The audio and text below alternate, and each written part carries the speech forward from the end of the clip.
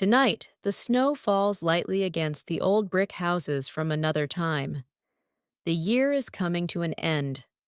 1901, the last sigh of the Victorian era. And far away, church bells chime through a world stuck between two periods. The lamps on the cobblestone streets shine like stars trapped under the peaceful sky, and the smell of burning pine floats through the cold air. Somewhere behind windows covered in frost, a kettle hums and kids' laughter floats like happy ghosts in the evening. Before we start our tale tonight, our trip back to the last Victorian Christmas, take a deep breath, get comfortable under your blanket, let your pillow support your head, and let the day slip into calm quiet. You're safe in this peaceful place of stories and snow. If you're tuning in from the United States, hello. If you're viewing from Europe, good evening.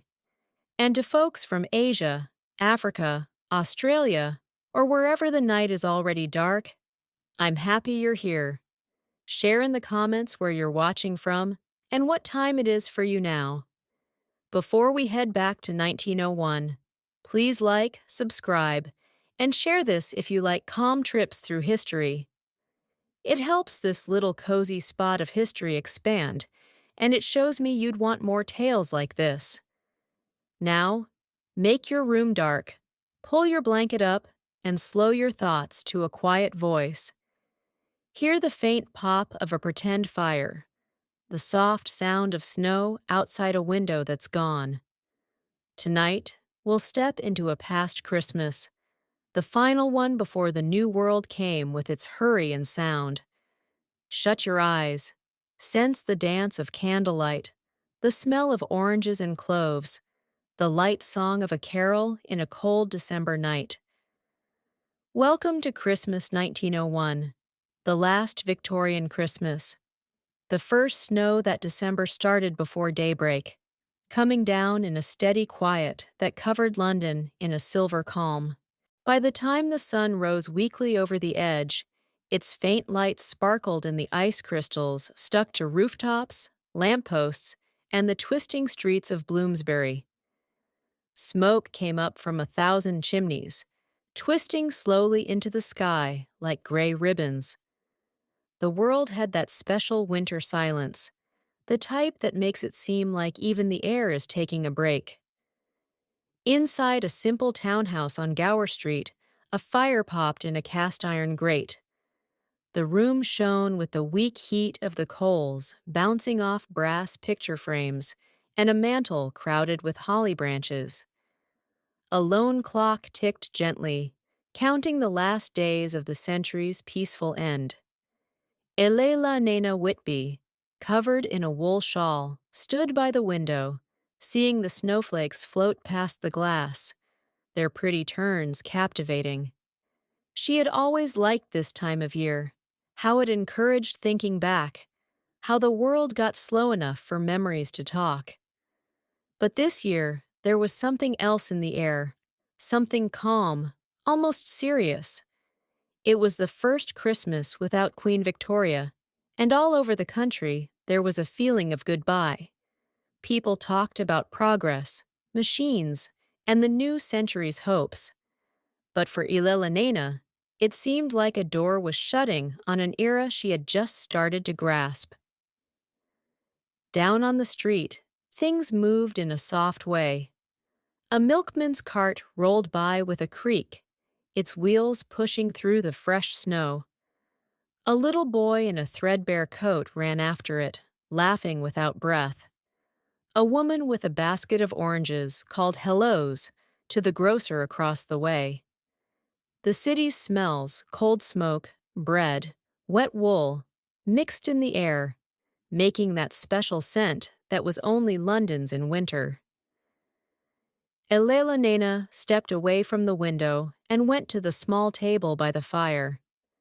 There, one envelope sat sealed with deep green wax. The writing on it, graceful, flowing, known, made her stop. She ran her finger over the name there. Elellanena Whitby, Gower Street, London. No address back, No name signed. Outside, the bells of St. George's started ringing noon. The sound spread through the frosty air, bringing the weight of time with it. Elellanena picked up the envelope, waited, then gently broke the seal. The paper inside was heavy, creamy, and lightly scented with lavender. The words were short. Dearest Elellanena, if you would remember what was lost, come to Ashborne Hall before Christmas Eve. A friend. Her breath stopped. Ashborne Hall. It had been years since she heard that name. A spot from childhood winters, from laughter and candlelight, and the sounds of people long gone. As she put the letter back in its envelope, the clock chimed again softly, persistently, and she knew this Christmas, the last of the old world, was going to pull her into something much deeper than old memories. The snow outside came down heavier now, covering the city in a white dream of silence. Somewhere past the rooftops, the Thames shimmered weakly under its mist cover, taking secrets to the sea. And in that instant, Elellanena knew this Christmas would not be about quiet recalling, but about coming awake. The fire had died down by evening, throwing long shadows that reached and moved against the wallpaper patterned with faded ivy. The air in the little townhouse was warm, filled with the smell of beeswax and wood smoke. Yet Elellanena felt a calm restlessness grow in her chest. She sat at the writing desk under the narrow window. The mysterious letter lay in front of her, its ink shining lightly in the light of one candle flame. Outside, London's winter night got darker. Gas lamps flickered under the falling snow, and the noise of carriage wheels turned to a soft rumble. Somewhere distant, the sound of a street musician's violin floated through the cold. A song old and sad, one that made Elellanena think of childhood evenings by the fire, her mother humming quietly, while the world outside was covered in frost. She flipped the letter over and over, tracing the wax seal she had broken before. The writing brought back memories that wouldn't come clear. Ashborne Hall, a name from another life. A big house in the country, its windows always bright at Christmas, its rooms full of laughter and music. And the friend, who could it be? So many years had gone by since she last went there. She took a breath, calming herself. Maybe it was a pull of feeling, she thought. Maybe someone from those days recalled her kindly. But still, there was that sense in her heart, that small tug of something not done. Elellanena got up, pulling her shawl tighter around her shoulders, and went to the fire. The fire popped lightly, letting out a small spark into the air. She knelt and put the letter carefully on top of the small writing box she kept there. A keepsake from her late father, its brass corners worn by time. Inside were old postcards, dried flowers, and one miniature portrait in a silver frame. Her mother smiling lightly, the light in her eyes forever young. "Would you remember what was lost?" she said out loud, repeating the letter's words. Her voice was soft, almost a whisper, but it carried through the room's stillness. In the quiet that came after, she could hear the light ticking of the mantel clock, the sigh of wind against the glass, the city outside, alive but far. Maybe she would go. Maybe this time she would let the past call her back. She reached for her journal and started writing, her handwriting graceful and careful, the pen scratching softly on the paper. December 21st, 1901. Snow keeps falling. I got a letter with no name from someone who calls themselves a friend. They ask me to go back to Ashborne Hall. It has been 17 years since I left those rooms, and yet tonight it feels like no time has gone by at all. She stopped, the pen hanging. A light chill came into the room despite the fire. The candle flickered. Somewhere above, the wood of the ceiling made a low, settling sound. Elellanena looked toward the window. Through the frost-blurred glass, she thought she saw movement, maybe a figure walking by in the snow. But when she leaned closer, there was nothing, only the endless white and the faint reflection of her own face staring back. She smiled lightly, shook her head, and went back to her writing. Tomorrow she decided she would pack her things.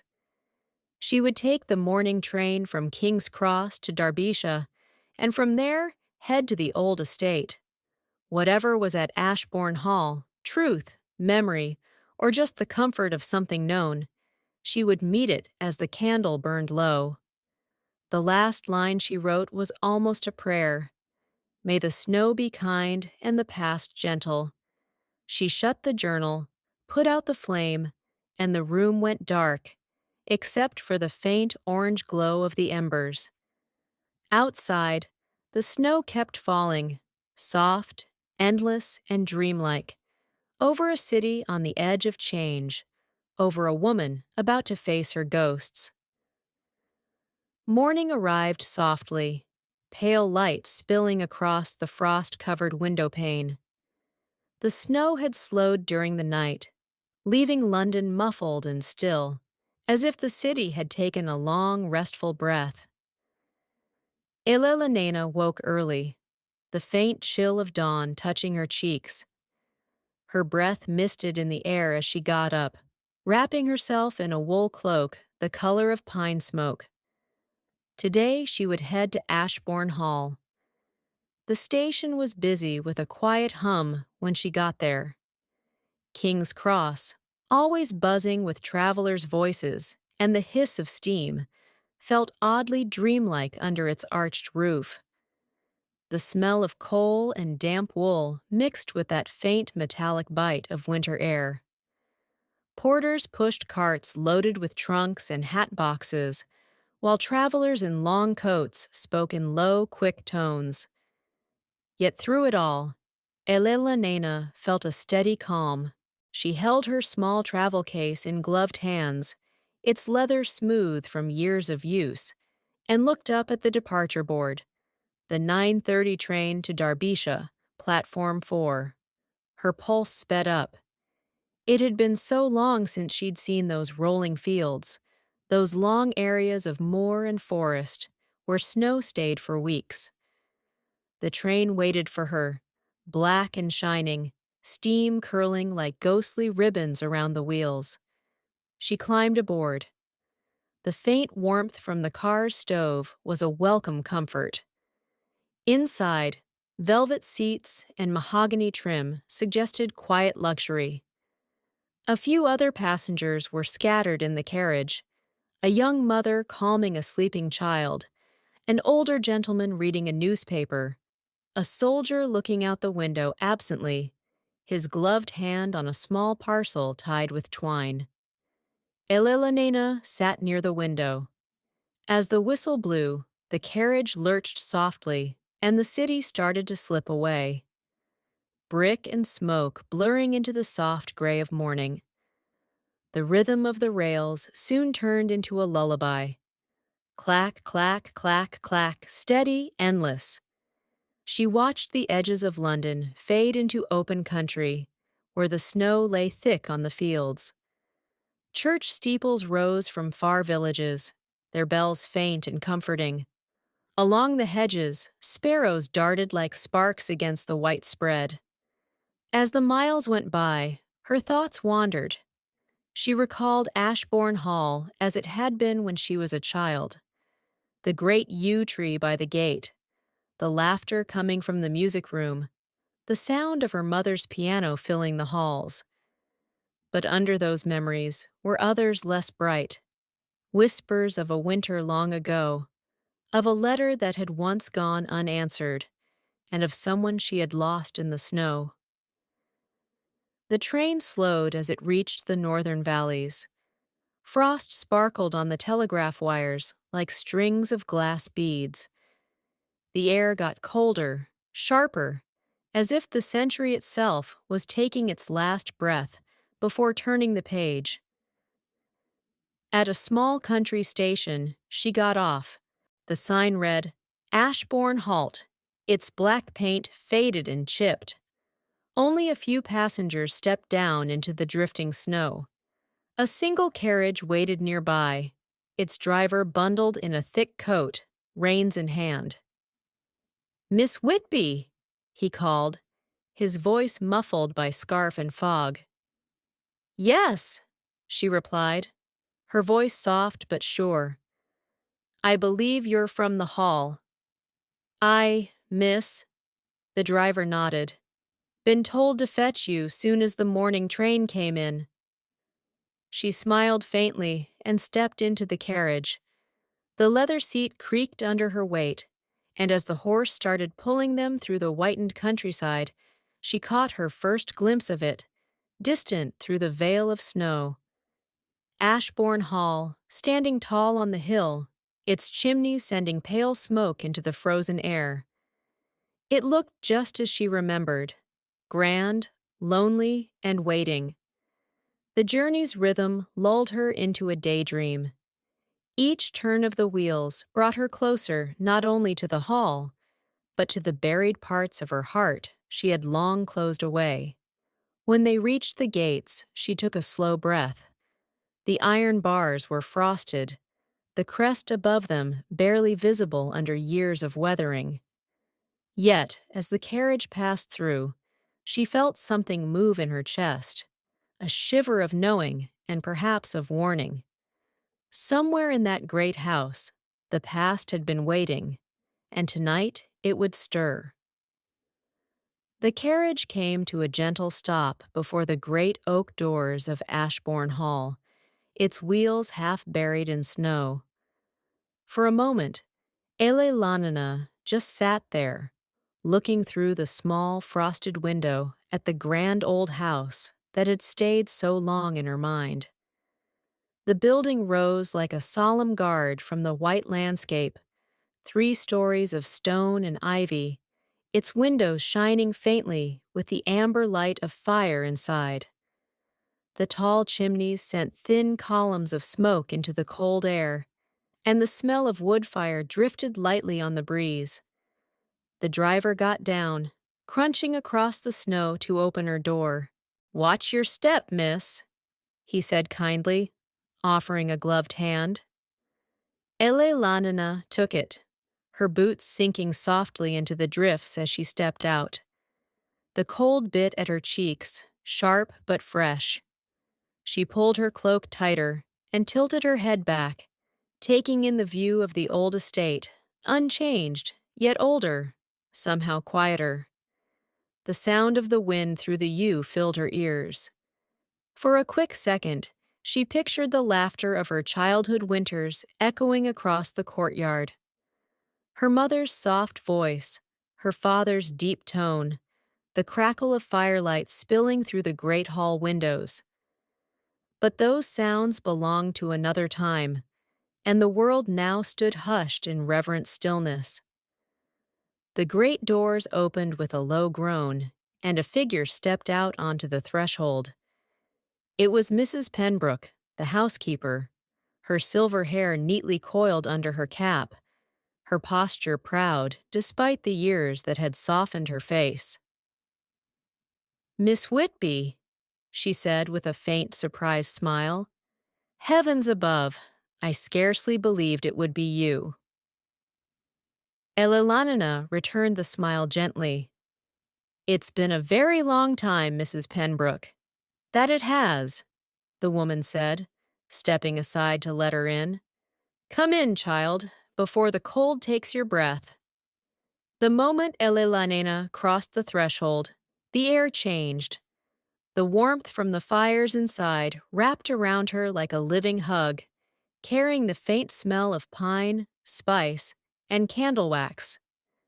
The great entrance hall stretched before her. Polished oak floors, tall mirrors in gilt frames, garlands of evergreen draped along the balustrade. The portraits of ancestors still watched from their frames, their painted eyes gleaming softly in the flickering firelight. Mrs. Pembroke took her cloak, shaking the snow gently from its hem. "Your room has been made ready, miss.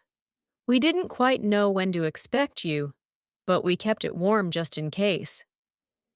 Elellana's heart lifted lightly. "You expected me?" "Not I, miss," Mrs. Pembroke said, lowering her voice slightly. "But someone did. A letter came down from London 3 days ago with instructions to prepare for your arrival. No name signed, mind you, but the handwriting, it had a certain familiarity to it."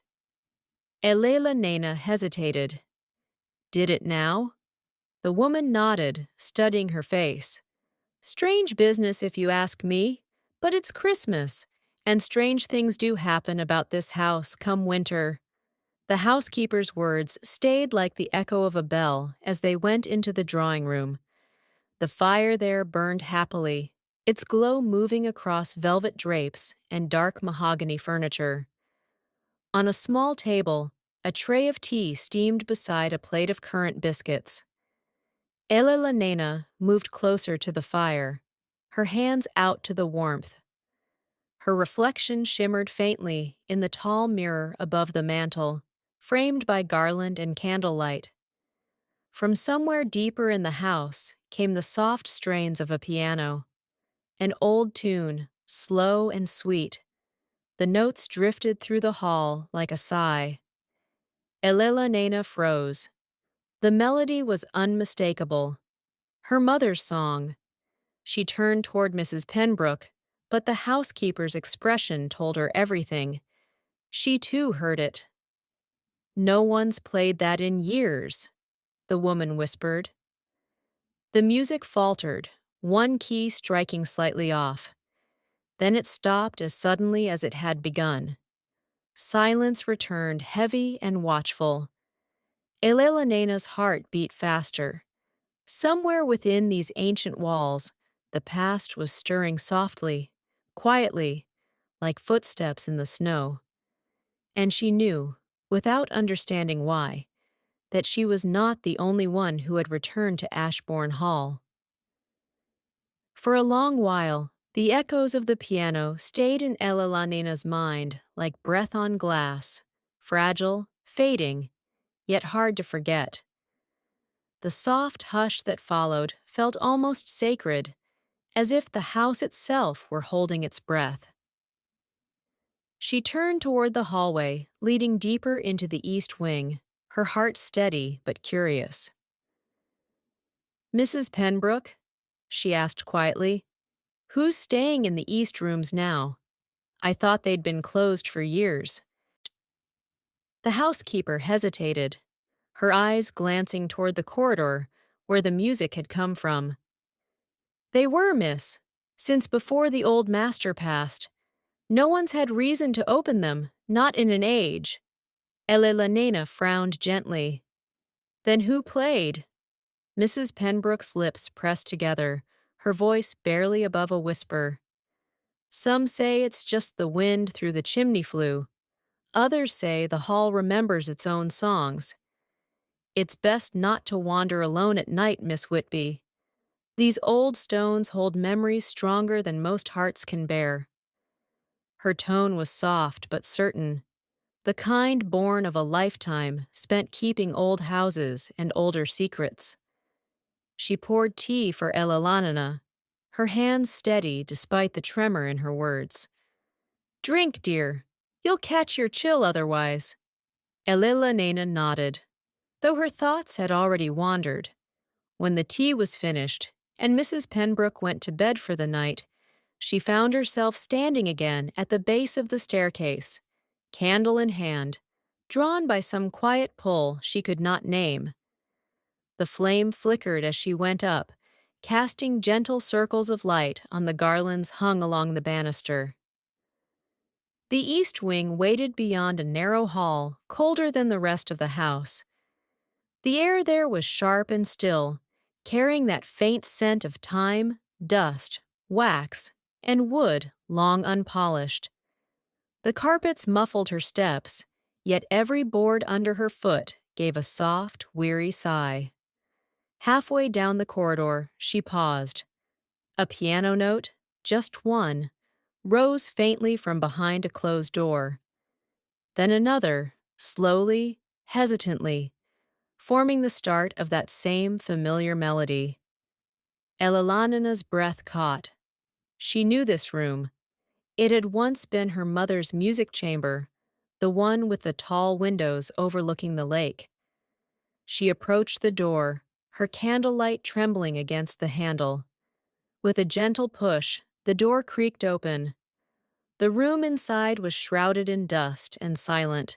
White sheets covered the furniture like ghosts at rest, and the piano stood near the window, its lid half open. Keys streaked with years of disuse.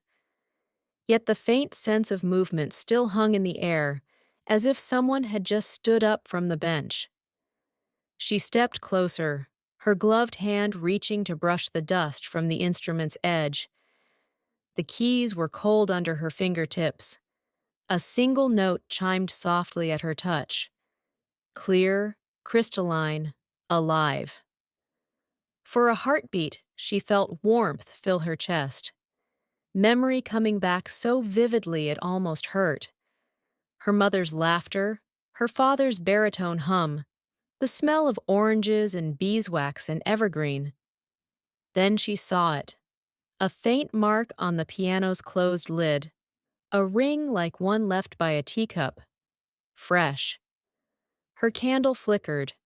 Somewhere beyond the hall, a floorboard groaned. "Who's there?" she called softly. Only silence answered, the kind of silence that listens. She pulled the door halfway shut and took a slow breath, steadying herself. Perhaps the mind played tricks in places like this, houses that had seen so much joy and grief that the air itself learned to whisper. Still, when she turned to leave, something caught her eye. A small folded piece of paper resting on top the covered stool. She unfolded it carefully.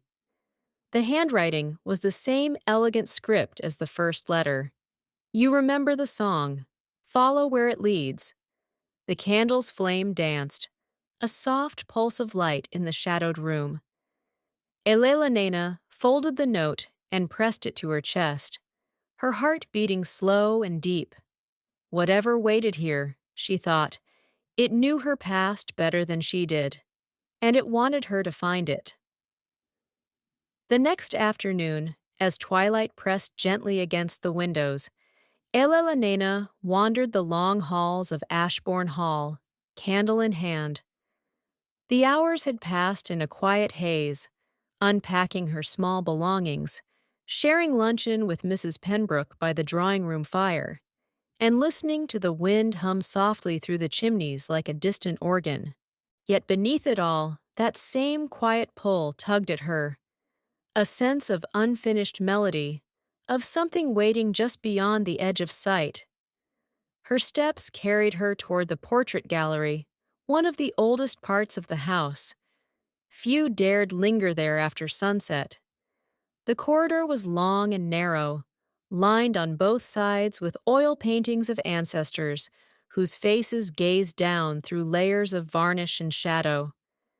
The air there was cooler, still tinged with the faint perfume of linseed oil and thyme. Her candle flame wavered as she entered. The portraits seemed to lean closer in the flickering light.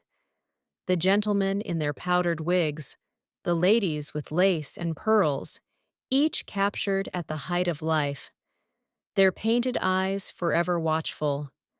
The silence pressed deep here, broken only by the faint creak of wood as the house settled in its bones. At the far end of the gallery hung a larger portrait, half veiled by dust and cobwebs. Elellanena approached, recognizing the frame's intricate carving of holly and ivy, her father's commission years ago to honor his beloved wife. She raised the candle higher. Her mother's face looked out from the canvas, serene and radiant, her hands resting on the polished surface of a piano. The artist had captured the softness of her expression perfectly, the slight turn of her lips, the light in her eyes that seemed to follow wherever one stood. Beneath it, in gold script, read Margaret Whitby, 1865, 1884. Elelena's throat tightened. She reached up, brushing the edge of the frame, and whispered, "I remember, Mama." As the words left her lips, something curious happened. The candle flame stilled, utterly motionless, as though the air itself had ceased to move. Then a faint shimmer, delicate as the reflection of light on glass, rippled across the portrait's surface. For just a moment, Elellanena thought she saw her mother's painted hand move, fingers shifting ever so slightly, resting upon the same single piano key that had chimed in the east wing the night before. The illusion passed as quickly as it came. The flame flickered again, and the chill of the gallery returned. But when Elellanena looked down, she noticed something new. A small folded square of paper resting against the baseboard where none had been before. Her heart steadied. She knelt and picked it up. The paper was thick and finely made, its edges faintly singed, as if touched by candle flame. Opening it, she found the same familiar script. The melody was not finished. "Seek the page that fell." A slow breath left her lips. The page that fell. She thought of the old music room, of the piano whose song had stopped midway through. She looked once more at her mother's portrait, now silent and still in the candlelight. "All right," she whispered softly. "I'll follow." As she turned to leave the gallery, a clock somewhere deep within the house began to chime the hour. 5 war, each toll echoing like a heartbeat through the old corridors. Elellanena felt neither fear nor haste now, only a strange calmness, as though every step she took was guided by hands unseen. Outside, dusk deepened to violet, and snow began to fall once more, whispering against the tall windows of Ashborne Hall. Night had deepened by the time Elellanena returned to the east wing.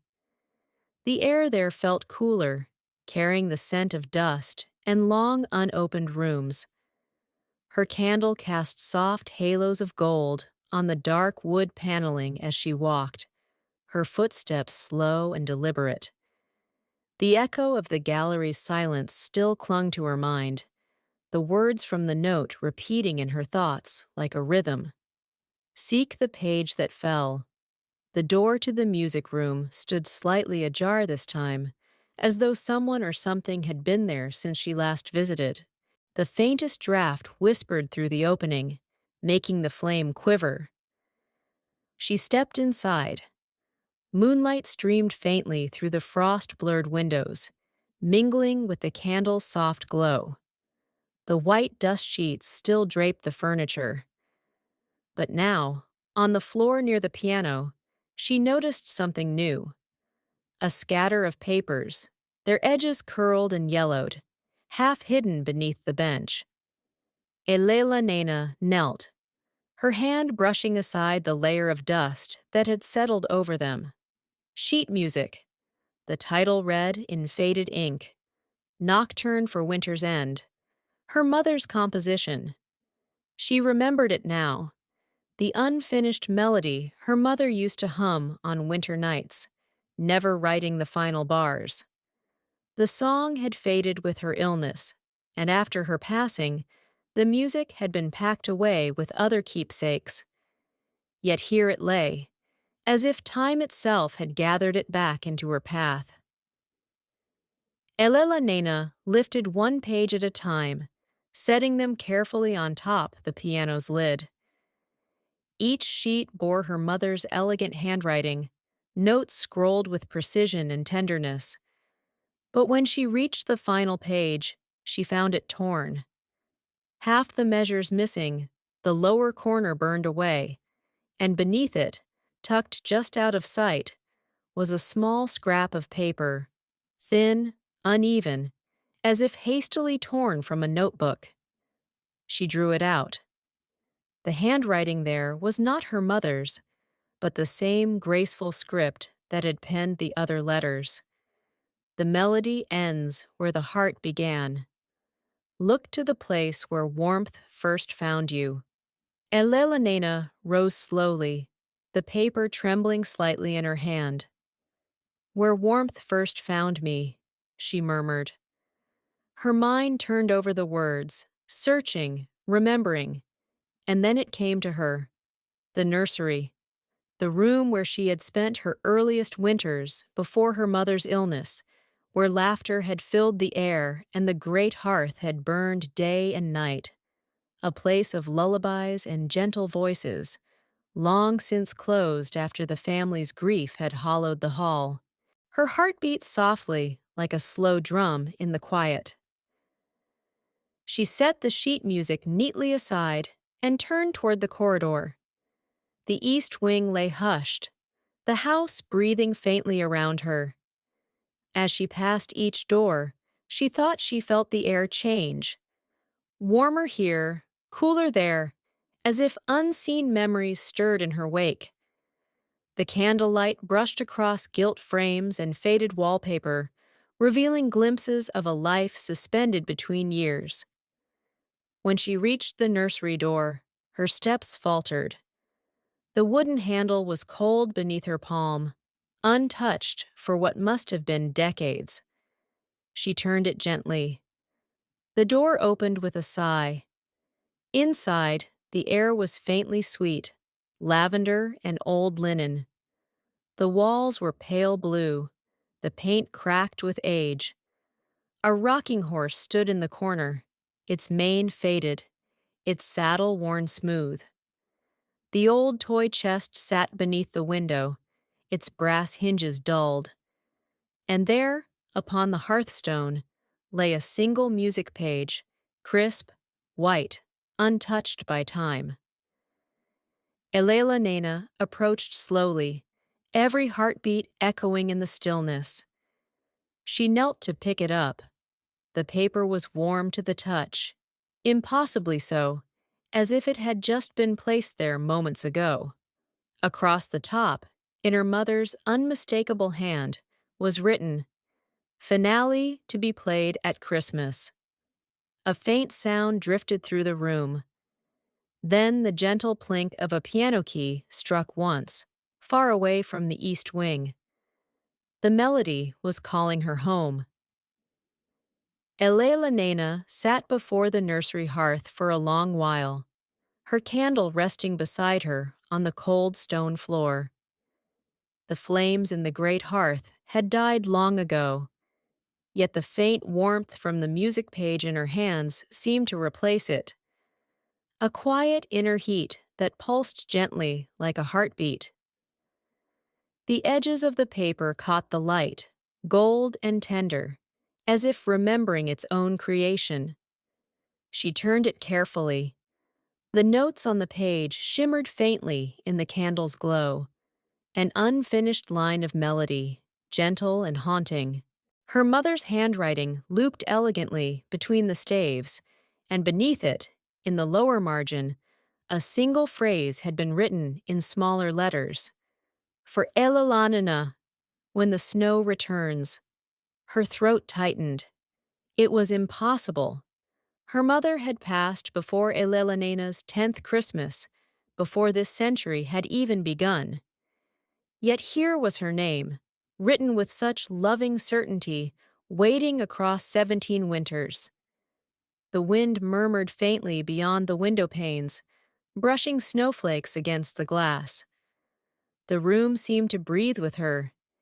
Each small sound, the soft creak of timber, the whisper of frost, felt alive, as though the house was gently remembering her presence. She stood and crossed to the toy chest. Its lid opened with a low groan, the hinges reluctant but obedient. Inside lay relics of her childhood, a small china doll with a cracked cheek, a tin soldier missing an arm, and a small faded blanket embroidered with her initials. Beneath them, something glimmered faintly. A small music box, its brass lid tarnished with age. She lifted it free and brushed away the dust. When she turned the key at its base, the mechanism resisted, then gave way with a soft click. The melody that spilled forth was broken, faint, a few wavering notes that faltered halfway through. Yet it was familiar. The same nocturne her mother had composed, the same song that had haunted the piano keys in the East Wing. Tears rose unbidden, soft and silent. "Oh, Mama," she whispered. The words barely sound at all. The candlelight wavered, casting soft ripples of gold along the nursery walls. For a heartbeat, she thought she saw movement, a figure seated by the hearth, the faint outline of a woman's shape, silver hair catching the firelight that wasn't there. It faded almost at once, dissolving into dust and moonlight. Elellanena took a slow, steadying breath. She set the page gently on top the music box and closed her hands over both. "I'll finish it," she said softly. "I promise." Outside, the wind stilled. The snow fell in silence, heavy and endless, wrapping the world in peace. From somewhere deep within the house, a clock began to strike 6. The tone slow, sonorous, and steady.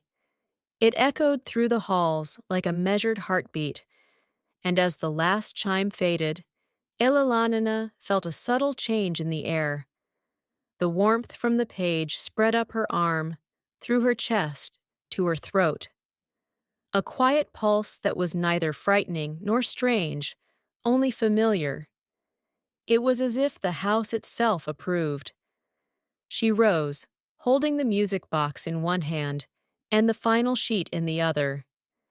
The candle flame flared briefly, then steadied, casting her shadow long and tall upon the wall behind her. The melody in her mind returned, full now, gentle, complete, and glowing with memory. It was time to go back to the piano. Elellanena carried the music box and the final sheet back down the narrow corridor of the East Wing. The candle in her other hand painted soft pools of light on the dark wood paneling, illuminating portraits whose painted eyes seemed to follow her as she moved. The house felt alive in a quiet way. The settling of the floorboards, the faint sigh of the wind through the chimneys, the distant creak of a shutter in the night. At the doorway of the music room, she paused. The air was cooler here, tinged with the faint scent of old pine and the lingering warmth of past fires. The piano stood waiting, majestic and patient, as though it had known she would return. She set the candle on the ledge above the keys and laid the music box gently on top the closed lid. The faint ticking of a clock somewhere deep in the hall measured her hesitation. Finally, with a breath that trembled like a whisper, she opened the piano's lid. Dust motes drifted through the candlelight, tiny stars suspended in air. Her fingers hovered over the keys, hesitant yet drawn forward by the melody in her memory. She placed the first page of the nocturne carefully on the music rack. Each note seemed to resonate with the soft hum of the room, vibrating faintly in the air, like an invisible thread. Slowly, she began to play. The notes were delicate, cautious, unfolding like snowflakes in a silent sky. The piano's voice filled the room, carrying with it the warmth of candlelight and the memory of her mother's hands. When she reached the final sheet, the one that had waited in the nursery, she paused. The notes were faintly unfinished, waiting for her touch to complete them. Elellanena inhaled, letting the rhythm of the house and her own heartbeat guide her. She played, each note steady, flowing into the next. The melody wrapped around her like a soft shawl, comforting and familiar, yet thrilling with the unknown. Outside, the snow tapped softly against the windows, a gentle accompaniment. Inside, the walls seemed to lean closer, listening. The air smelled faintly of beeswax and pine, of firelight and lavender, as if all the small comforts of the hall had gathered to witness this quiet resurrection of sound. Halfway through, Elellanenna's mind drifted, not with distraction, but with remembrance. She saw her mother at the keys, humming softly, her fingers poised like delicate birds above the ivory. She saw her father smiling by the fire, the glow of candlelight on his face. She saw the little girl she once had been, curled on the rug, listening to the world bend around her in warmth and music. The final notes came slowly, deliberately, lingering in the air before fading into silence. Elellanenna's fingers hovered above the keys for a moment longer, feeling the resonance still trembling beneath them. Then she leaned back, breath catching, a tear sliding softly down her cheek. It was finished. The music box resting on top the piano let out a soft final note in perfect harmony, as though affirming her work. The warmth that had pulsed from the page seemed to spread into the room itself, filling it with the quiet peace of completion. Elellanena rose and set the candle beside the music box, letting the soft glow linger on the polished wood. Outside, the snow continued to fall, muffling the world in white, gentle silence. For the first time since her arrival, Ashborne Hall felt fully awake. Not haunted, not waiting, but alive with memory, warmth, and quiet joy.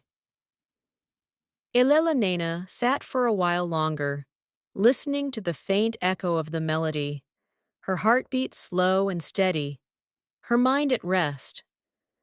The house seemed to sigh in approval, a deep, contented sound that vibrated through the floors and walls, through her very bones. And somewhere deep inside, she knew the hall had waited all these years for her to return, to finish what had begun long before she could remember. The soft echo of the piano lingered in Elellanenna's ears as she made her way back to the main wing. The hallways seemed warmer now, the shadows gentler, as if the house itself had exhaled after the music's completion. Mrs. Pembroke met her at the foot of the staircase, carrying a small tray of silver and china. "Ah, there you are, miss," she said softly, her eyes crinkling with a faint smile. "I thought you might need something to warm your stomach and your spirits after that performance." Elellanena returned the smile, feeling the tension of the day ease. "Thank you, Mrs. Pembroke. That was very thoughtful." The tray bore a small supper, steaming bowls of creamy potato soup, thick slices of brown bread, and a pot of fragrant tea. The aroma of butter and roasted herbs mingled with the lingering scent of candle wax and wood smoke, filling the air with comfort. Elellanena settled into a high-backed chair, savoring the warmth that rose from the bowls and cups, the simple act of eating in the quiet grandeur of the hall. As she sipped her tea, the house seemed to whisper around her. Faint drafts carried the scent of pine and snow from the outside, mingling with the spice of cinnamon and clove from the kitchen. She listened to the soft ticking of the long case clock nearby, the subtle creaks of floorboards settling, the occasional rustle of a curtain in the drafty windows. "Do you know," Mrs. Pembroke said after a pause, "that some say the hall itself waits for Christmas, that it keeps memories safe, tucked in the corners until the season calls them back." Elellanena turned her gaze to the older woman. "I've begun to believe it," she said quietly. "There's a presence here, a kindness, a gentle watchfulness. It's as though it knew I would return." The housekeeper nodded, her eyes distant. "Aye, miss. That's why I never leave this wing unattended in winter. The hall has its moods, its whispers. It listens, it remembers, and sometimes it guides." The soup cooled slowly, but Elellanena hardly noticed. She traced the rim of her cup, letting the quiet wrap around her like a blanket. Outside, the snow pressed softly against the windows. The world hushed and calm.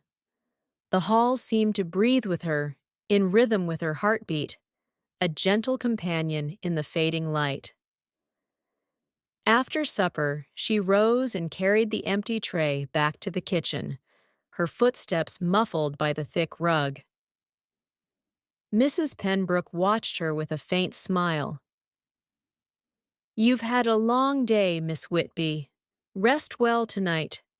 Tomorrow the hall may have more to show you, more memories to stir." Elellanena nodded, her eyes drawn once more to the flickering firelight.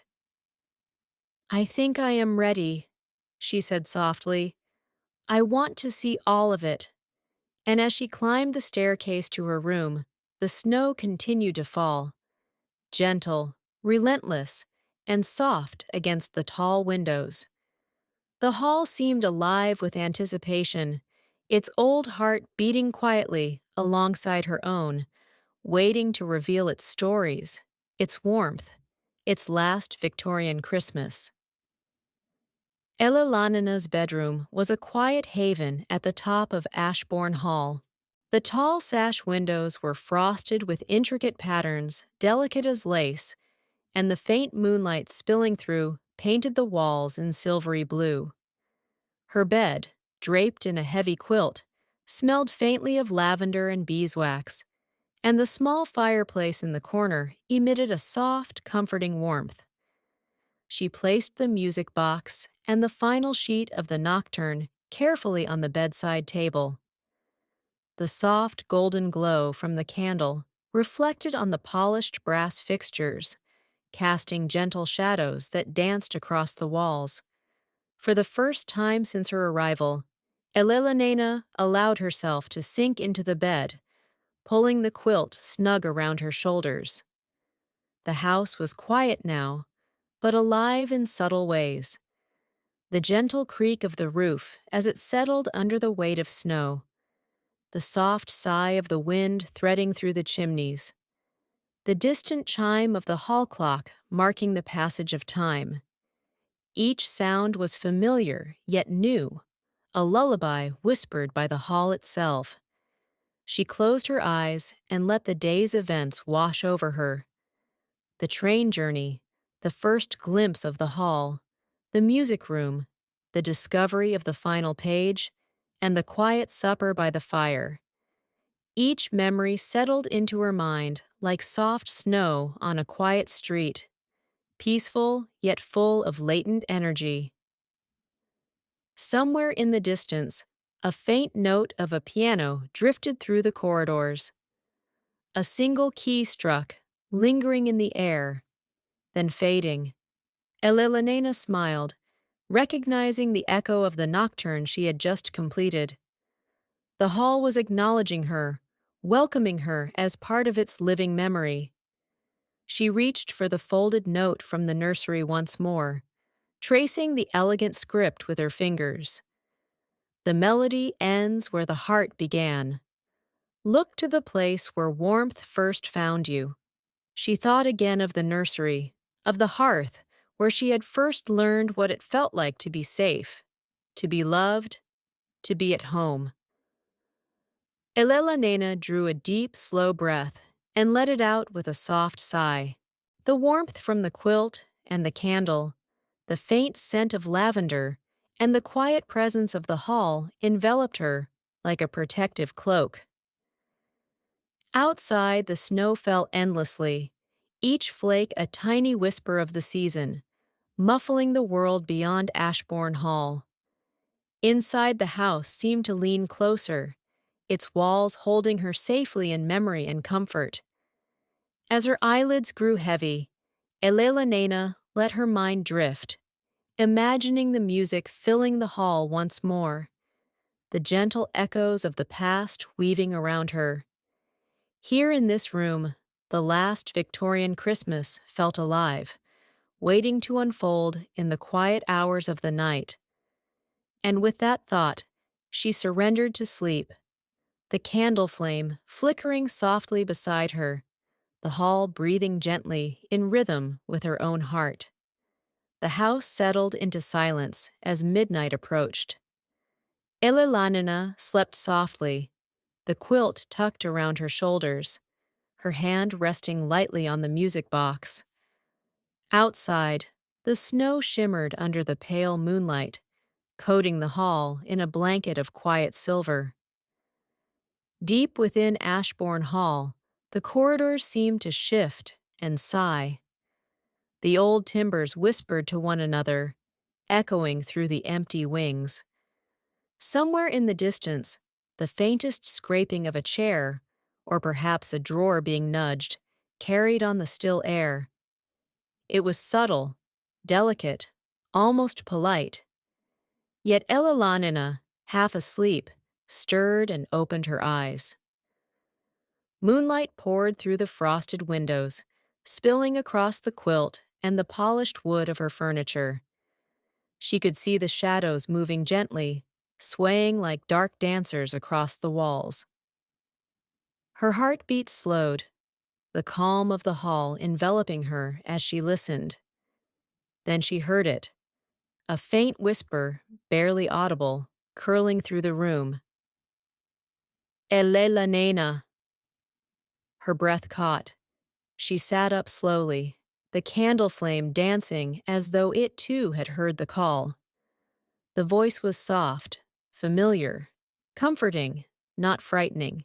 It carried warmth, the memory of a mother's lullaby, a friend's encouragement, a past that had never fully left her side.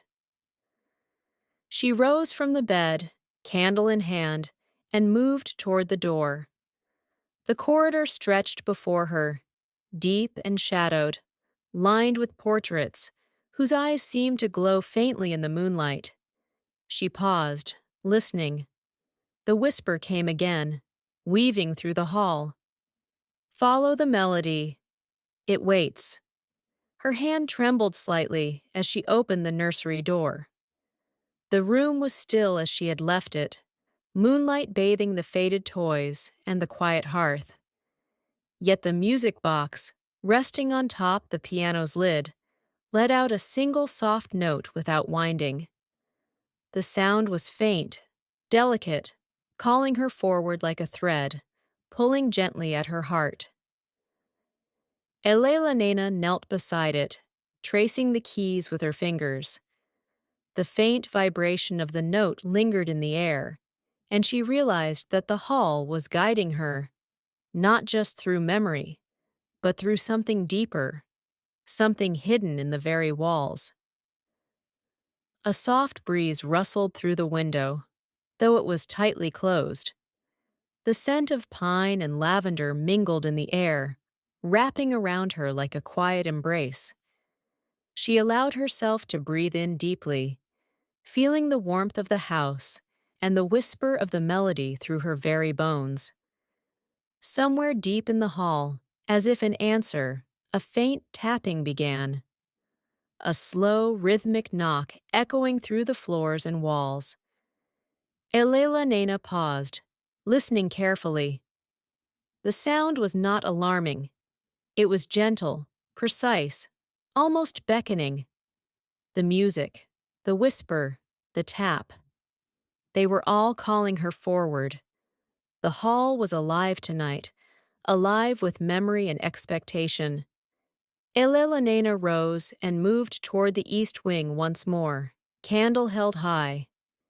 Each step carried her closer to the unseen presence that had waited all these years for her return. And as the snow continued to fall outside, muffling the world in silence, Elellanena felt the quiet certainty that the last Victorian Christmas held more secrets yet to reveal. Elellanena's footsteps were soft against the worn carpet as she followed the gentle tap that seemed to echo from somewhere deeper within the east wing. The candlelight stretched her shadow across the walls, painting it long and wavering like a companion walking beside her. The whisper of the hall, the faint murmur of old wood and wind through the chimneys, seemed to grow more insistent, guiding her onward. At the end of the corridor, a tall carved door stood slightly ajar. Through it, Elellanena could glimpse rows upon rows of books. The East Wing Library, a room she had only seen glimpses of as a child. The scent of old leather and parchment, mingled with faint hints of lavender polish, drifted toward her. It was a smell that spoke of patience and secrets, of knowledge waiting quietly for someone to discover it. She stepped inside.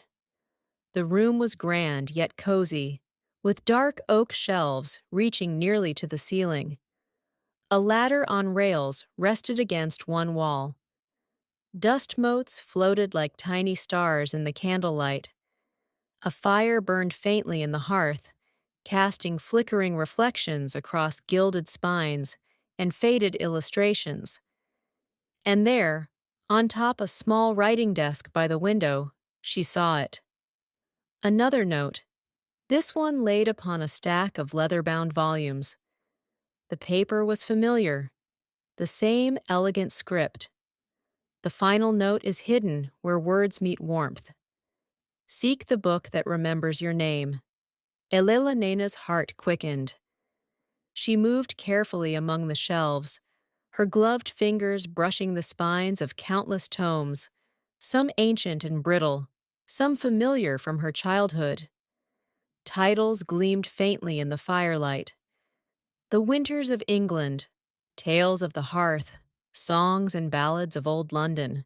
Her eyes settled on a modest volume near the top of a shelf, its leather cover unadorned, except for the faint impression of her initials. E.W. The spine creaked as she drew it down.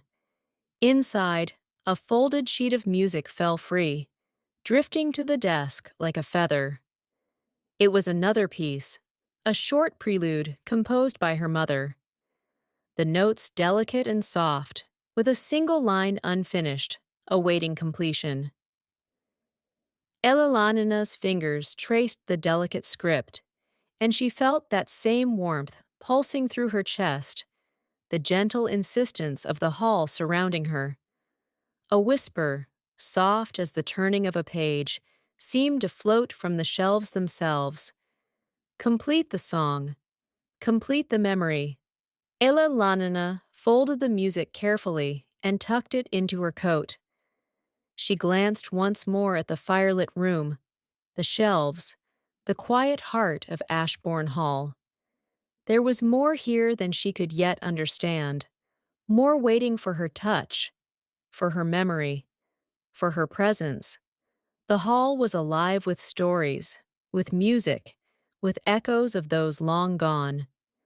And Elellanena knew she would follow every whisper, every note, every hidden memory, until the last Victorian Christmas had revealed its full song. Outside, the snow fell heavier now, settling upon the tall windows like powdered lace. Inside, Elellanena felt a warmth that no winter chill could touch. Elellanena left the library, with the folded prelude clutched carefully in her hands. The candlelight stretched long shadows across the corridor as she made her way back toward the music room. The snow outside had grown heavier, drifting softly against the tall windows, muffling the distant hum of the night. Halfway down the hall, she paused at a large, gilt-framed mirror that hung near the staircase landing. Its glass was aged, faintly fogged, but still reflected the candlelight in soft, warm pools. Elellanena gazed into it, her own reflection shimmering in the wavering light. For a moment, she thought she saw something else, another figure, faint and ephemeral, standing just behind her. She blinked and the image vanished. Only her own face remained, pale in the candlelight, eyes wide with curiosity and the gentle thrill of anticipation. The reflection, however fleeting, left a trace in her mind, a subtle reminder that the hall held more than just empty rooms and memories. It held presence, intention, and the weight of unseen watchers. Elellanena adjusted the quilted shawl around her shoulders and continued down the hall. Her steps were quiet, careful, yet she felt the house bending subtly around her, guiding her, holding her hand in a way invisible but unmistakable. Every creak of the floorboards, every sigh of the timbers, every whisper of wind through the tall chimneys seemed like a soft encouragement. When she reached the music room, she paused again. The piano awaited, calm and patient. The candle flickered against the polished wood, throwing gentle reflections across the ivory keys. Elellanena placed the newly found prelude on top the music rack, careful not to disturb the final page of the nocturne already resting there. She sat, fingers poised above the keys, and began softly, letting the notes breathe. The prelude flowed gently, the melody tender and deliberate, each note a thread weaving through the quiet of the hall. As she played, Elellanena became aware of the mirror behind her, the reflection shimmering faintly, though this time she saw only herself, calm and present. A part of the music, a part of the hall. The final note lingered, a delicate resonance that filled the room and settled softly into the corners. Elellanena leaned back, taking a deep breath, feeling a wave of peace wash over her. The hall seemed to sigh with approval, its walls vibrating gently with memory and warmth. Outside, the snow continued to fall silently, covering the grounds in an endless soft white blanket. Inside, Elellanena felt a quiet certainty that she was exactly where she needed to be, that the house, the music, and her memories were entwined in a gentle embrace, guiding her toward the heart of the last Victorian Christmas. Elellanena rose from the piano and carried the candle carefully down the east wing corridor, the soft glow flickering against the dark wood panels and the portraits of ancestors staring quietly from their frames. The hall felt alive around her, a gentle heartbeat beneath her feet guiding each step. The snow outside pressed softly against the tall windows, muffling the world in white silence, while inside the air smelled faintly of wax, pine, and aged paper. She paused at a small alcove where a narrow staircase led upward to a turret room she had never explored. The steps were worn smooth by generations of footsteps, the wood warm under her gloved hand. Curiosity stirred within her, urging her to climb. The melody from the prelude still lingered softly in her mind, a gentle current pulling her forward. At the top of the staircase, the turret room revealed itself, round with a single tall window overlooking the snow-draped courtyard. Candlelight from the corridor spilled in, illuminating a small writing desk, a few scattered books, and an armchair tucked into the corner. The scent of pine and old paper mingled in the air, and a faint shimmer of frost clung to the window pane. On the desk lay another small note, folded neatly, its edges yellowed with age. Elellanena picked it up and read the familiar script. The hall has its secrets and its gifts. Light the candle and listen for what it whispers. She glanced around. A single brass candle holder rested on the desk, its wick blackened but intact. Carefully, she struck a match and lit it.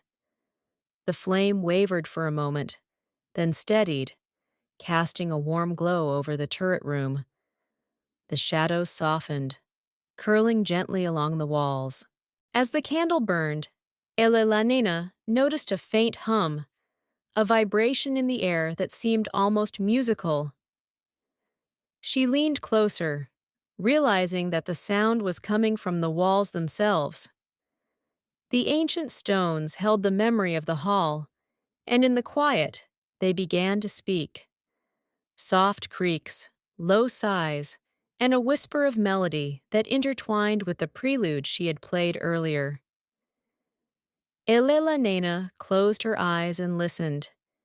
Each note, each sigh, each tiny movement of the house felt like a gentle conversation, a story being told in rhythms and echoes, inviting her to understand, to remember, to become part of the hall's living memory.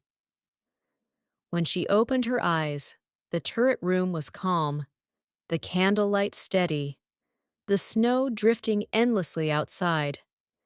Elellanena felt a serene warmth fill her chest, a sense of connection to the hall that went beyond walls and floors, beyond keys and music sheets. She was home, and in that quiet, the hall seemed to whisper one final thought before the night deepened fully. Rest now, Elellanena. Tomorrow the Christmas begins in earnest. Elellanena awoke to a soft silver light filtering through the frost-patterned windows of her bedroom. The snow outside lay thick and undisturbed, sparkling like countless tiny diamonds in the pale morning sun. The hall was hushed yet alive in its own gentle way, the subtle creak of timber settling, the faint hum of the wind through the chimneys, and the soft whisper of snowflakes brushing against the tall windows.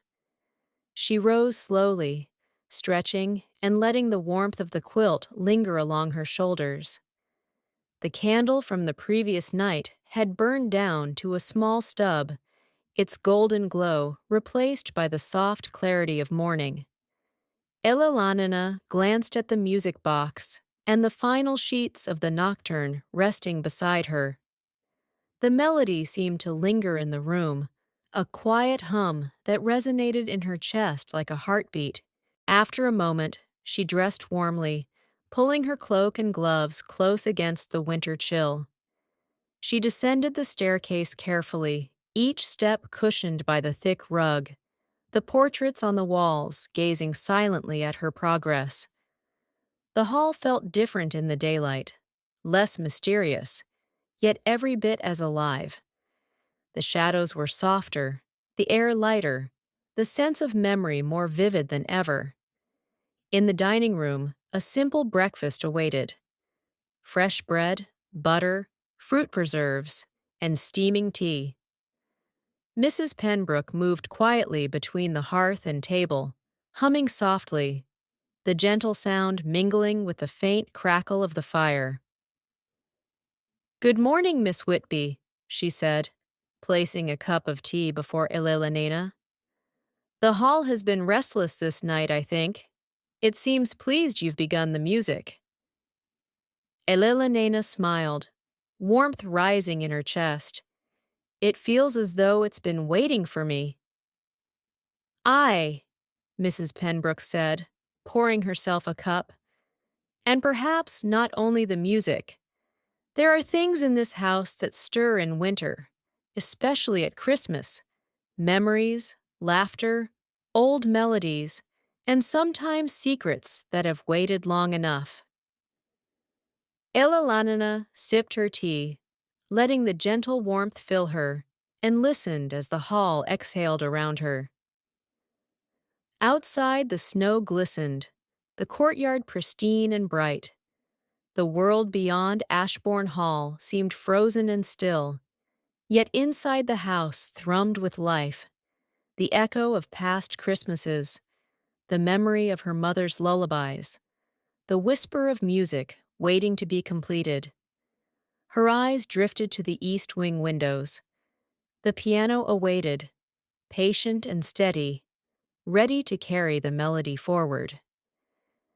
Elellanena felt a calm certainty settle within her. Today the hall would reveal more, guiding her through its stories, its warmth, and its final Victorian Christmas. With the morning light spilling softly around her, she rose from the table, ready to follow the hall once more. After breakfast, Elellanena wrapped her cloak tightly around her shoulders and stepped into the snow-covered courtyard. The air was crisp and clean, carrying the scent of pine and frost.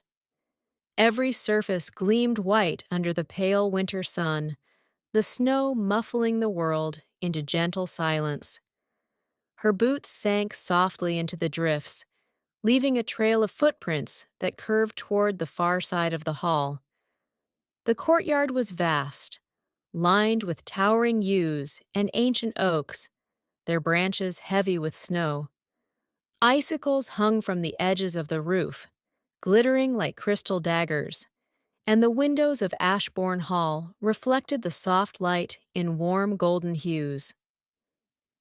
Somewhere in the distance, a crow cawed, startlingly loud against the quiet, and Elellanena felt the hall's heartbeat in the still air. She walked slowly, taking in the familiar shapes and forms, yet everything seemed more alive in winter's hush.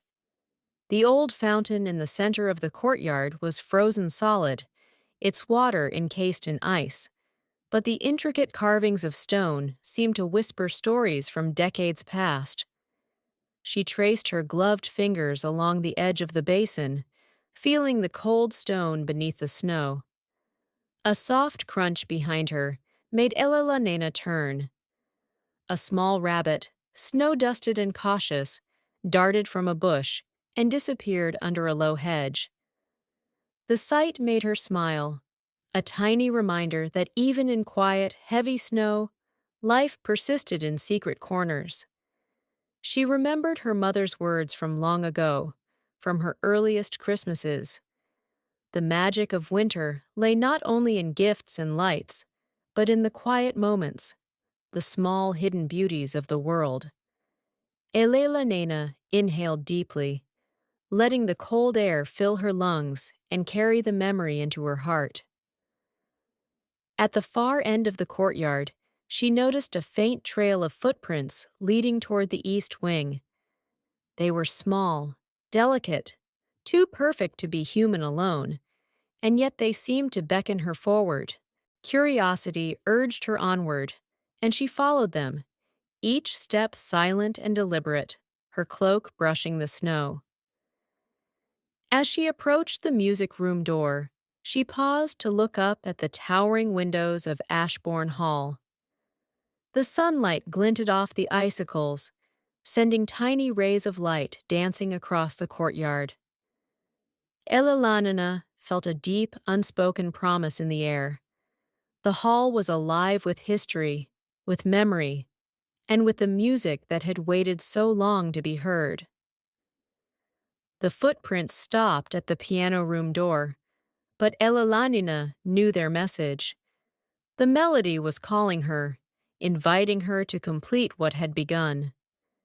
She opened the door slowly, letting the snow-fresh air drift in, and stepped inside, the quiet warmth of the piano room embracing her once more.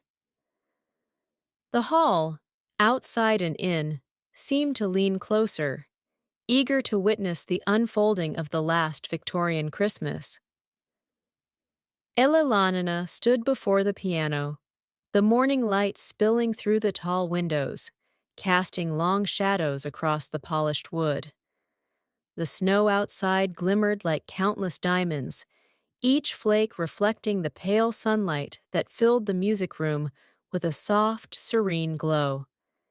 She placed the prelude and the final nocturne page carefully on the music rack, letting her fingers hover above the keys for a moment, savoring the stillness. The hall seemed to exhale around her, a soft, almost imperceptible vibration that threaded through the floorboards and walls. Elellanena drew a slow breath, letting the quiet of the morning settle into her chest. Each note she played would now carry not only memory, but presence. The gentle warmth of past Christmases, the echoes of her mother's lullabies, and the hall itself, alive and listening. Her fingers pressed down gently on the ivory keys.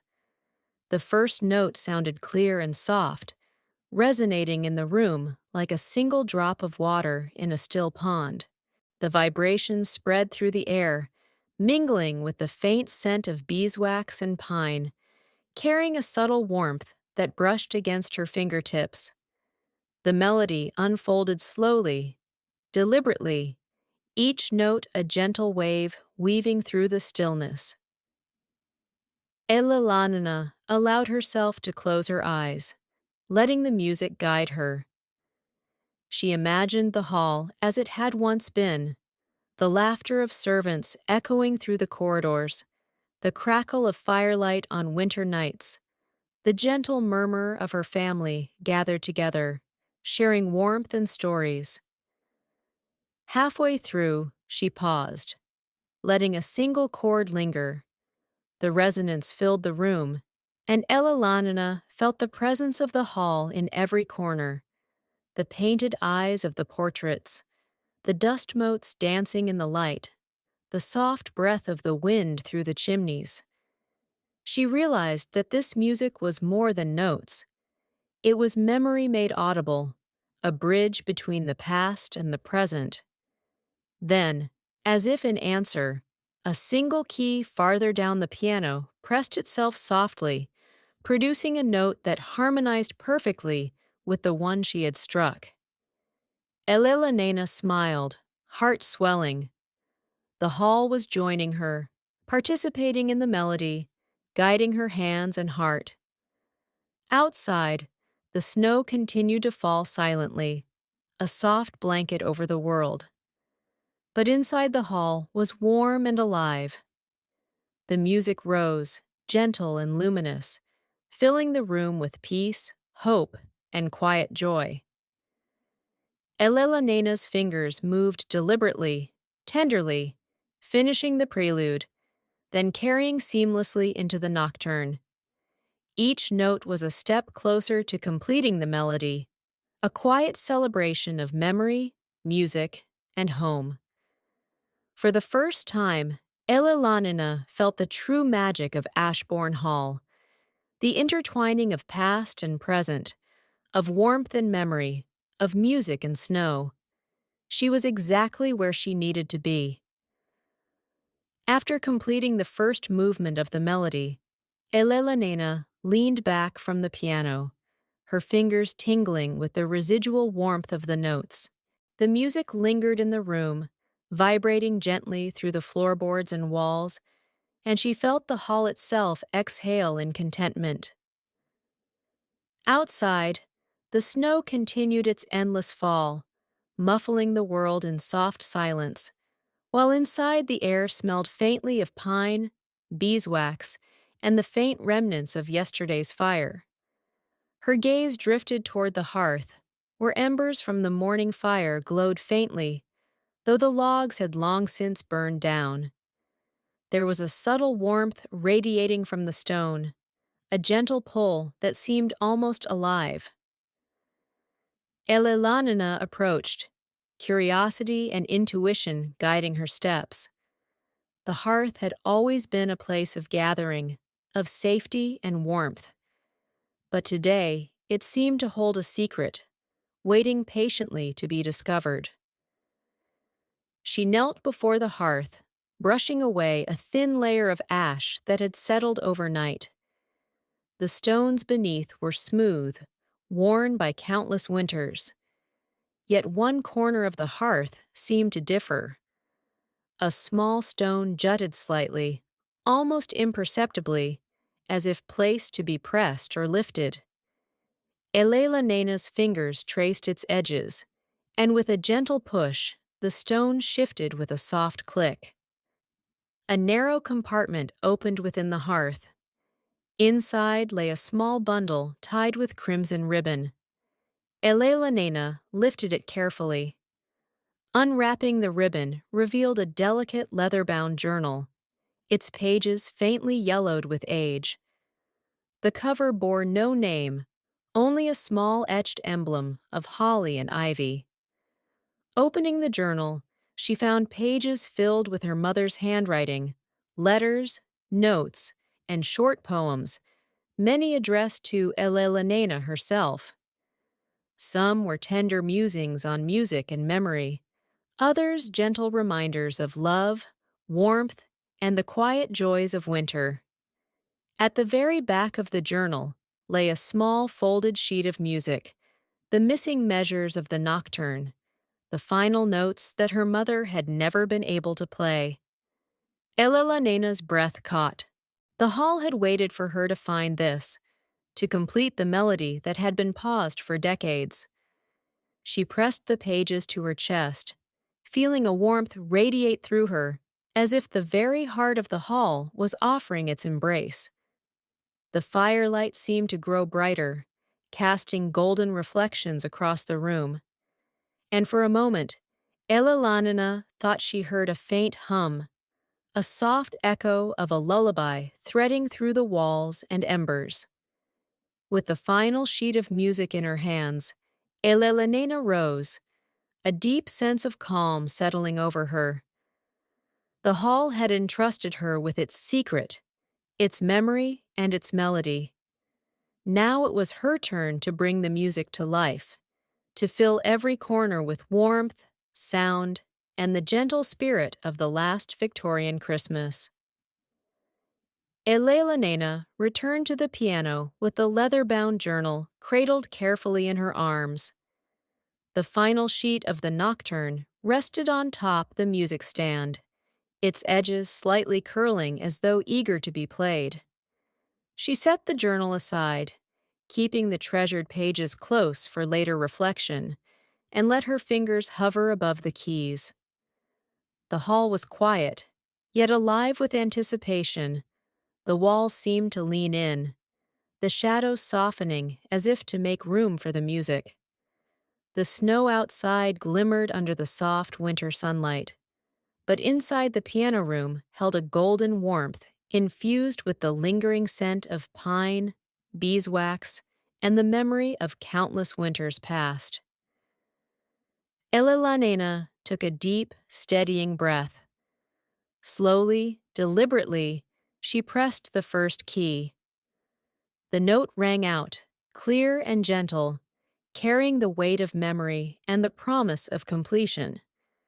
She continued, each hand following the path laid by her mother's hand years before. The melody flowed with deliberate calm, a ribbon of sound that wound through the room, around the walls, and into the very heart of the hall. Halfway through, she paused to glance at the journal. Her mother's notes whispered encouragement, delicate observations about the music, reminders to feel each note as one would a memory. Elellena's fingers returned to the keys with renewed purpose, tracing the final measures of the nocturne. Each note was a conversation with the past, a dialogue with the hall itself. As she played the last chord, a hush fell across the room. The sound lingered, vibrating softly against the polished wood, the walls, and the floor, filling every corner with quiet triumph and gentle joy. For a moment, Elellanena felt time pause. The snow outside had ceased its fall. The air was still. The house seemed to exhale, its presence embracing her in warmth and memory. Then, softly, a new sound entered the room, a faint high note from the music box on top the piano. It chimed in perfect harmony with the final chord, as if affirming her completion. Elellanena smiled, tears welling in her eyes, a tender ache of gratitude and remembrance filling her chest. The hall was alive in a new way. Its memory, its warmth, its music, all had been restored, not just by her hands, but by her heart. She rose slowly, letting her fingers linger on the final keys, feeling the echo of the melody settle around her. Outside, the snow glistened under the morning sun, pure and serene. Inside, Elellanena felt a deep, abiding peace. Ashborne Hall had shared its secret, its song, and its heart, and she had been ready to listen, to play, and to remember. For the first time since her arrival, Elellanena felt fully at home, the music of the last Victorian Christmas resonating within her soul. Elellanena rested her hands on the piano, the final notes of the nocturne still echoing softly through the music room. The warmth from the fire and the golden morning light seemed to hum in tandem with the melody, a quiet, comforting resonance that filled the space. She closed her eyes briefly, savoring the calm, when a soft knock reached her ears. The sound was gentle, deliberate, almost hesitant. Elellanena opened her eyes and glanced toward the door. Outside the music room, the corridor lay bright with morning light, yet the knock repeated, soft, polite, insistent. Curiosity nudged her forward. She stepped lightly across the polished floor, candle in hand, and opened the door. A figure stood just beyond the threshold. A young man, perhaps no older than she remembered from childhood visits to the hall, dressed in dark wool and a heavy scarf dusted with snow. His expression was warm but cautious, as if he had not expected to find her awake so early.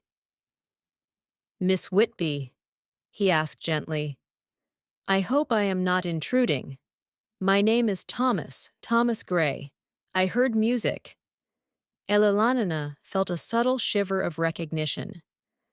Though she had never met him before, there was something familiar in his presence, a connection to the hall that went beyond introductions. "I was playing," she said softly, holding the music box and sheets close. "The nocturne's music." Thomas smiled, stepping into the warm light of the room. "I thought I recognized it. The hall doesn't often let anyone hear that melody." "You've completed it?" She nodded. "I think yes. It felt like it was waiting for me."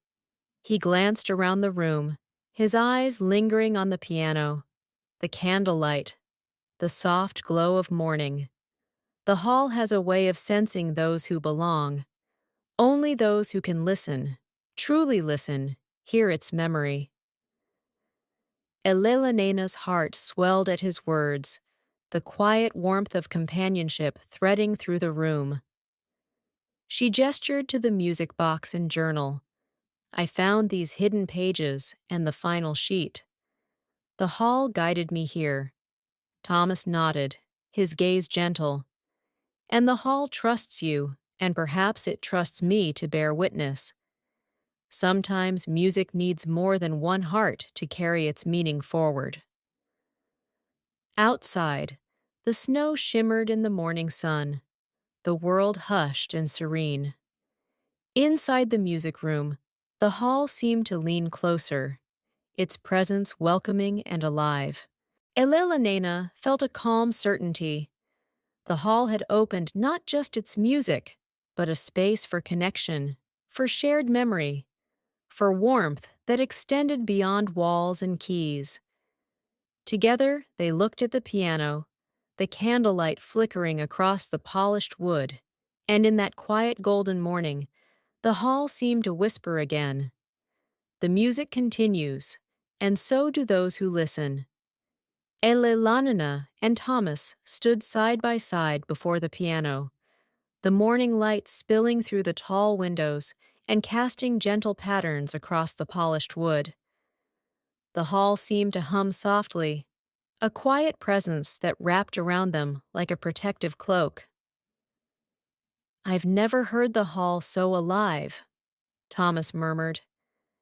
"It's as if every corner, every shadow, every breath of wind is listening." Elellanena nodded, her fingers brushing lightly across the ivory keys. "It's more than the music," she said. "It's the memory, the warmth, the hall itself guiding the notes." Thomas lifted his hand, hesitating for a moment, then pressed a single key. The note chimed clear and true, harmonizing perfectly with the lingering sound of the nocturne. Elellanena smiled, the delicate resonance filling the room like sunlight through frost. Together they began to play. Elellanena leading with the prelude and the nocturne, Thomas following in gentle harmony. The notes flowed slowly, deliberately, a ribbon of sound that intertwined with the golden morning light, with the scent of pine and beeswax, with the quiet pulse of the hall itself. As they played, Elellanena felt the presence of her mother, subtle and comforting, like a soft breeze across the nape of her neck. She imagined her mother's fingers hovering above the keys, guiding them, approving the unfolding of the melody. Thomas's notes carried warmth, encouragement, and a sense of shared purpose that threaded seamlessly with Elellanenna's. Outside, the snow shimmered in silence, untouched and pristine. Yet inside, the music wrapped the room in gentle energy, filling every corner, every shadow, every worn stone of Ashborne Hall with life. Each note was deliberate, tender, and resonant, like a conversation between hearts, separated by time, but reunited through sound. When the final chord faded, a hush settled over the room. The music lingered in the air, vibrating softly through the floors, walls, and ceilings, as if the hall itself had exhaled in relief and joy. Elellanena leaned back, her fingers still resting on the keys, and smiled at Thomas. "The hall trusts us now," she whispered, "not just to play its music, but to carry its memory forward." Thomas nodded, "and to share it gently with those who enter its rooms. This is more than a song. It's a gift, a story, a home." The candlelight flickered softly on the polished wood, the shadows leaning in, the snow outside untouched. In that quiet golden morning, Elellanena realized that the hall had given her more than music. It had given her companionship, trust, and the unspoken promise that even in silence, warmth and memory could live. Together they lingered, savoring the gentle resonance, the quiet heartbeat of Ashborne Hall, and the tender joy of the last Victorian Christmas.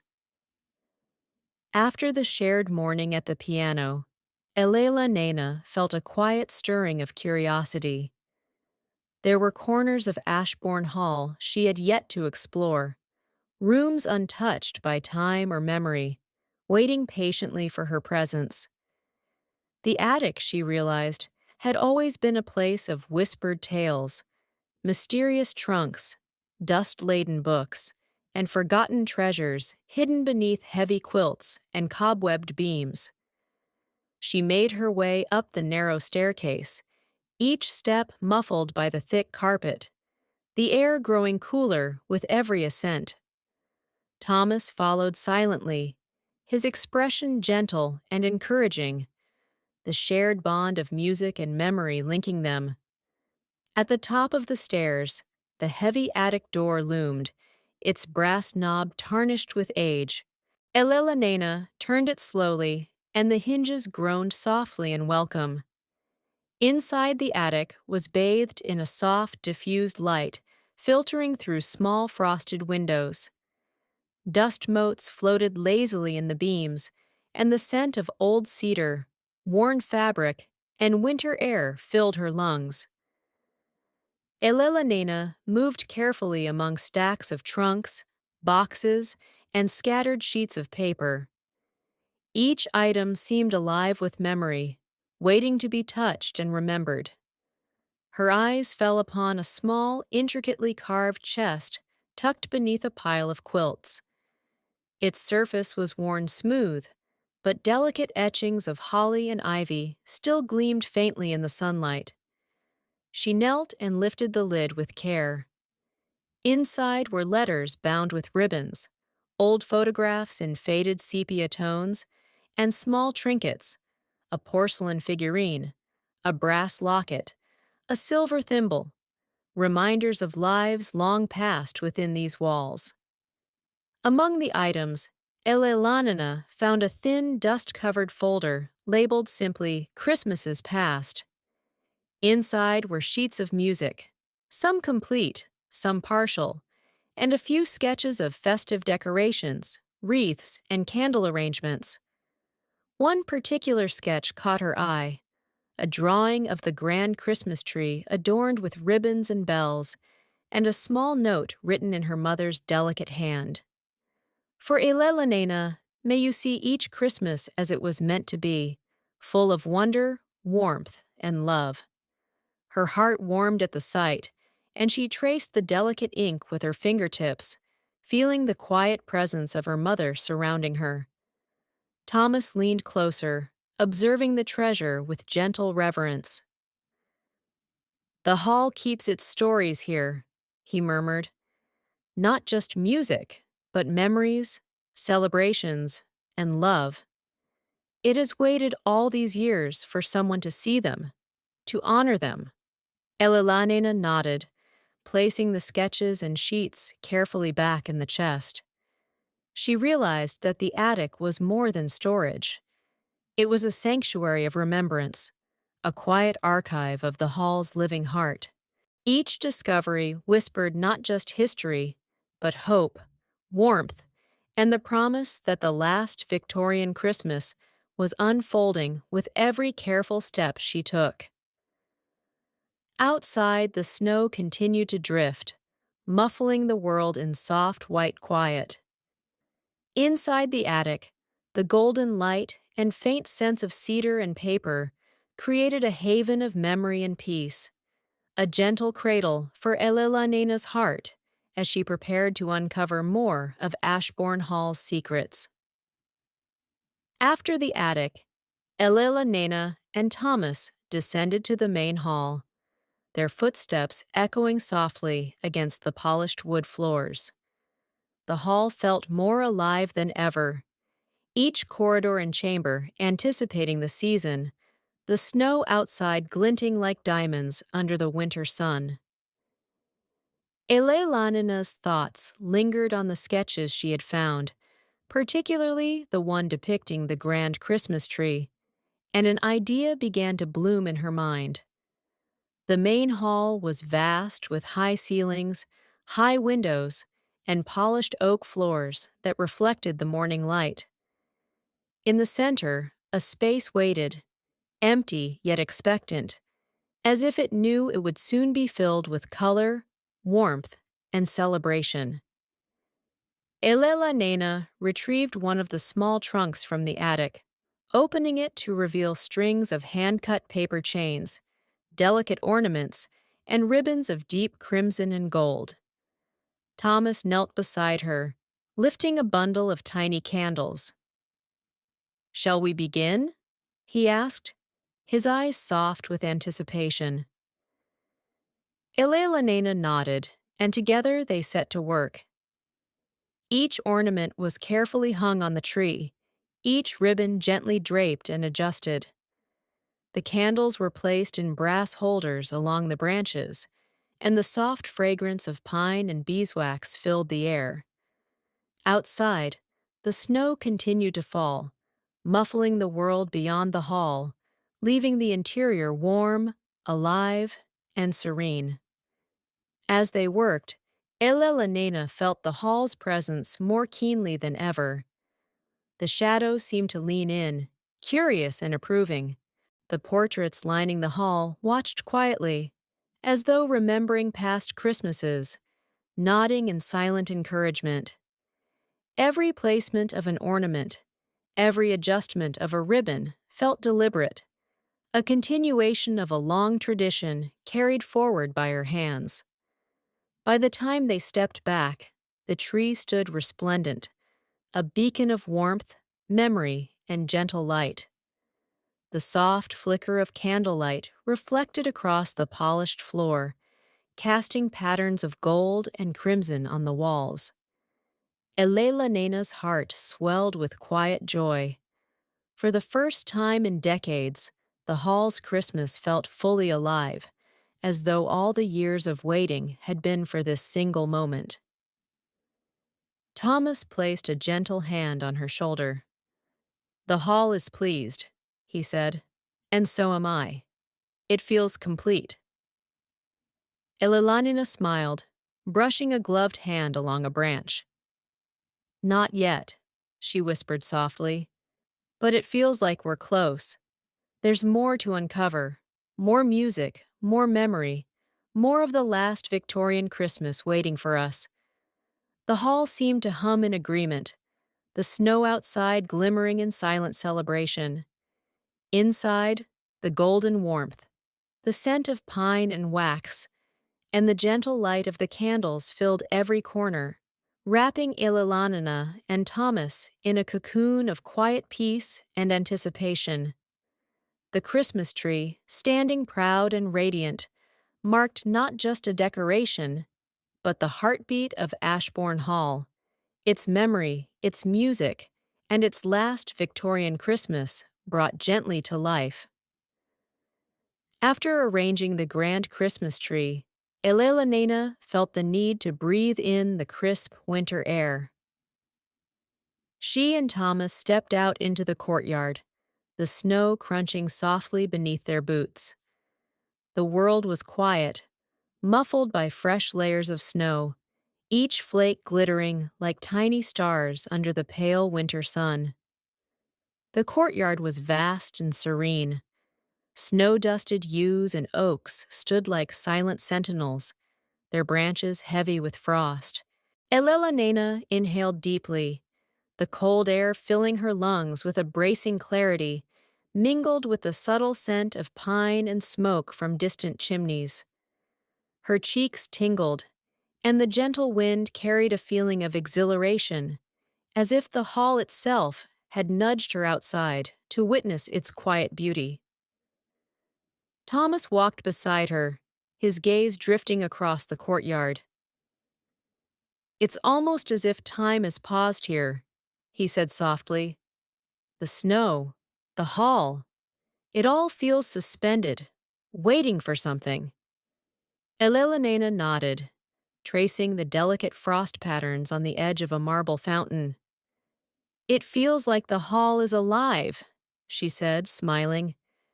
"Every corner holds a memory. Every shadow, every whisper, it all speaks." They wandered slowly, letting their steps mark the pristine snow. Each footprint became a part of the hall's story, a temporary trace of presence that would soon be embraced by the falling snow. Occasionally, a faint sound reached them, the soft tap of an icicle against the stone, the whisper of wind through the branches, the distant echo of the hall itself settling into the morning.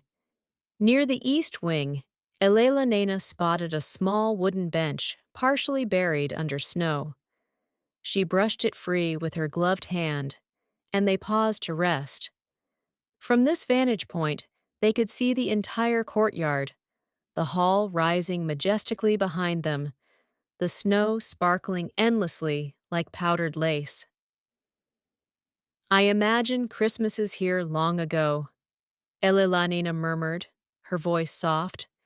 Children laughing, fires crackling, carols drifting through these halls, and the music of families celebrating together. Thomas smiled, a faint warmth in his eyes. And now you've returned, Elellanena. You've brought the music back, completed the melody, and revived the memory. The hall has waited for you, just as it did for your mother. Elellanena leaned back on the bench, letting the soft cold seep into her fingers and face. She closed her eyes, savoring the serene stillness. The snow continued to fall gently, blanketing the world in quiet magic, and the hall seemed to pulse softly, embracing them both in memory, music, and the gentle spirit of the last Victorian Christmas. They sat in companionable silence, the courtyard and the hall their private sanctuary, knowing that inside warmth, music, and wonder awaited them once more. After their snowy walk, Elellanena and Thomas returned to the warmth of Ashborne Hall. The glow from the fireplace in the sitting room welcomed them, soft and golden, while the scent of pine from the Christmas tree mingled with faint traces of melted snow from their coats.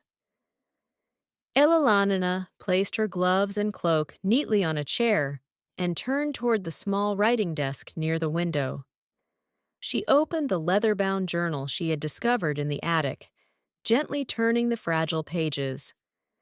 The handwriting was elegant, curling with care, and each word seemed to carry the voice of her mother speaking across decades.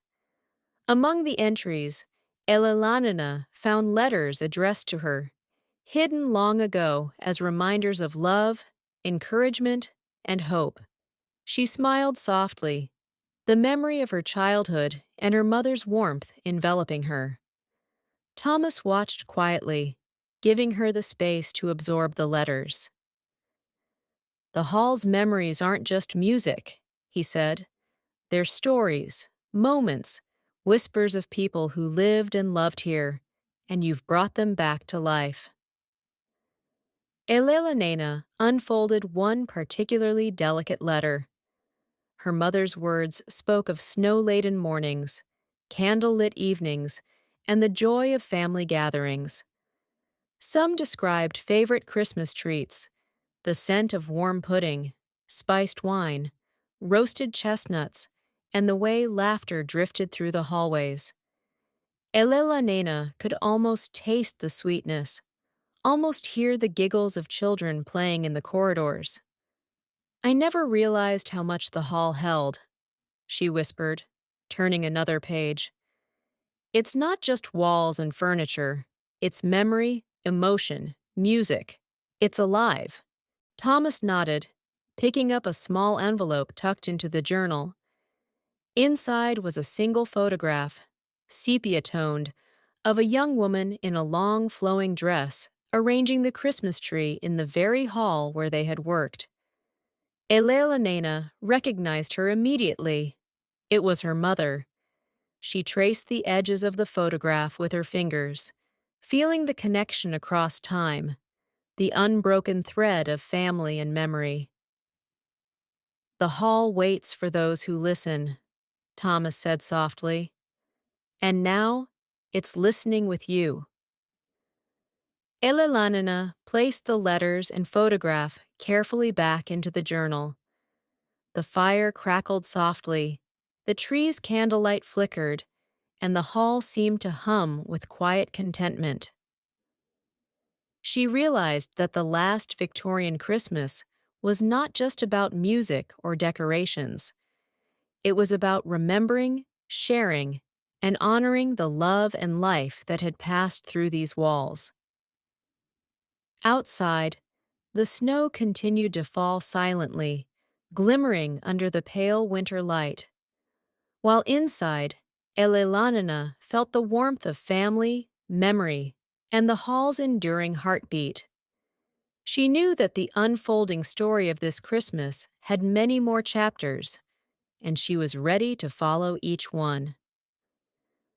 Elellanena moved from the sitting room toward the kitchen, where the comforting scent of winter spices welcomed her. The hall's kitchen had always been a place of warmth and activity, but today it felt especially alive, infused with the gentle anticipation of Christmas. Cinnamon, cloves, nutmeg, and a faint trace of orange zest mingled in the air, wrapping around her like a soft, invisible quilt. Mrs. Penbrook stood at the hearth, stirring a large copper pot of mulled wine that filled the room with rich aromatic warmth. Steam curled lazily upward, carrying the scent of spiced fruits and honey. She turned and smiled warmly at Elellanena. "Good morning, Miss Whitby. You've returned to the hall in time for preparations. Would you like to help with some treats?" Elellanena nodded, her fingers tingling at the prospect. She joined Mrs. Penbrook at the counter, laying out ingredients for fruit cakes, gingerbread cookies, and small spiced biscuits. The kitchen was bright and cozy, lit by the soft morning sunlight and the warm glow of the hearth. The snow outside continued its steady fall, the courtyard a pristine white expanse, but inside the air was fragrant, comforting, and alive with gentle activity. As they worked, Elellanena chopped nuts and candied fruits, each motion deliberate and soothing. The rhythmic sound of slicing, mixing, and stirring blended with the crackling of the fire and the soft hum of Mrs. Penbrook's singing. Thomas watched from the doorway, his presence quiet but encouraging, the warmth of companionship threading through the room.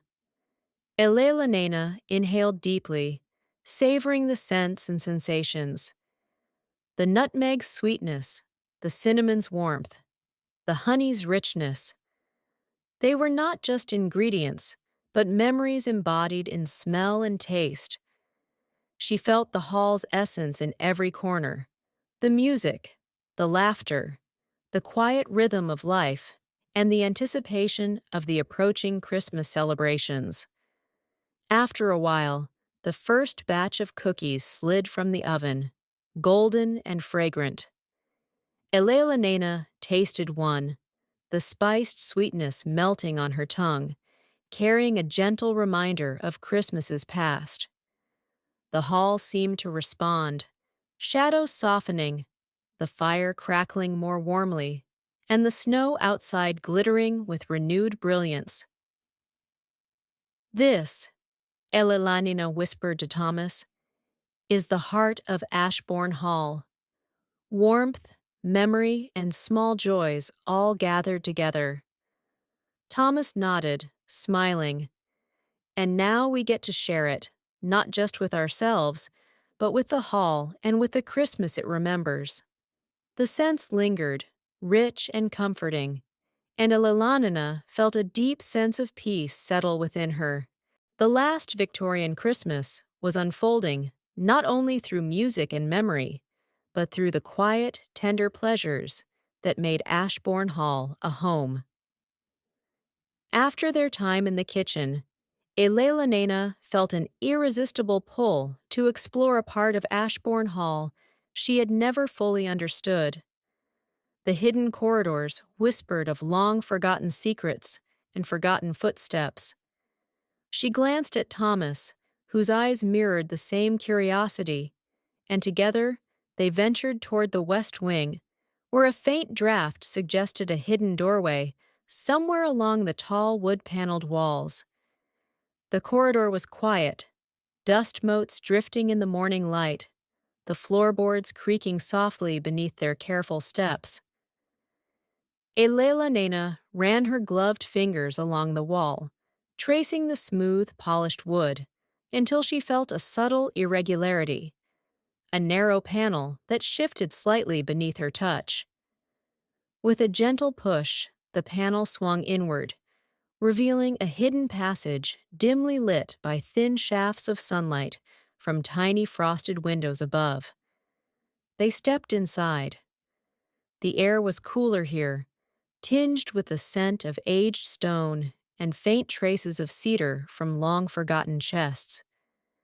The narrow corridor twisted and turned, the walls lined with shelves of dusty tomes, small boxes, and trinkets left behind by generations who had wandered these halls.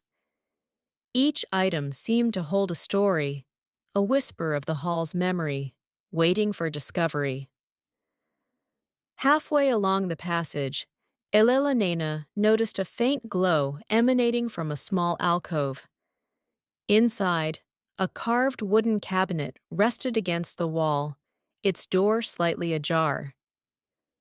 She knelt and peered inside, discovering a collection of delicate hand-painted ornaments, tiny glass spheres, intricate figurines, and small porcelain bells. Each piece seemed untouched by time, their colors still vibrant, the craftsmanship meticulous. Thomas picked up a small bell, its surface cool to the touch. He shook it gently, and a soft crystalline chime echoed through the passage, mingling with the faint rustle of the hall's whispers. Elellanena smiled, realizing that the hidden passage was not merely a corridor. It was a repository of memory, a place where the hall's joy, wonder, and quiet magic had been preserved, waiting for her to find it. Carefully, they carried some of the ornaments back to the main hall, placing them on the branches of the grand Christmas tree. The golden candlelight reflected off the glass, sending tiny rainbows dancing across the walls, and the hall seemed to sigh in quiet approval. The snow continued its gentle fall outside, glittering in the pale light. While inside, Elellanena felt a deep sense of connection to her family, to the hall, and to the memories carefully preserved within its hidden corners. Each discovery reminded her that the last Victorian Christmas was not just a celebration, but a gentle weaving together of past, present, and the quiet magic that lingered in every stone, every melody, and every heartbeat of Ashborne Hall. By mid-afternoon, the snow outside had thickened, drifting in soft, continuous waves that cloaked the courtyard and gardens in untouched white. Elellanena stood at a tall window in the main hall, watching the flakes spiral slowly, each one unique and delicate, settling quietly on the tree branches, the stone balustrades, and the frosted paths below. The world outside seemed suspended in a serene stillness, a soft silence that wrapped the hall like a gentle blanket. Thomas joined her, bringing a steaming cup of tea. "It's as if the hall itself wanted the snow to fall this way," he murmured, handing her the cup. Soft, slow, perfect for reflection.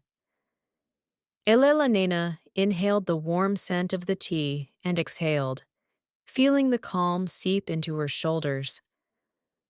"It's beautiful," she whispered. "The hall feels quieter, more intimate, with the snow pressing in, as if it's sharing its secrets more willingly." Mwah. They stood together in silence, watching the flakes drift down. Occasionally, a small bird would flit across the courtyard, leaving delicate tracks behind, only to vanish again into the endless white. The soft hiss of wind against the windows was a whisper, the quiet sound blending with the distant hum of the hall's timbers settling in the winter cold. Elellanena traced the outline of the snow-laden branches with her eyes, imagining the children and families of past Christmases playing in this very courtyard, their laughter muffled by the same soft snow, their joy echoing faintly in the walls and corridors. The memory felt almost tangible, a layer of warmth beneath the icy calm. "I've never felt anything like this," Thomas said softly, his gaze following hers. "The hall, it's alive with memory and presence, and the snow seems to heighten that." Elellanena nodded, letting her fingers brush against the frosted window pane. The cold was sharp, but not unpleasant. It reminded her that life was vibrant, even in stillness, even in quiet moments. She could almost hear the soft echo of music carried through the air, a continuation of the melody she had played earlier, harmonizing with the hush of the winter storm. They remained by the window for a long while, sipping their tea, letting the hall and the snowfall settle around them.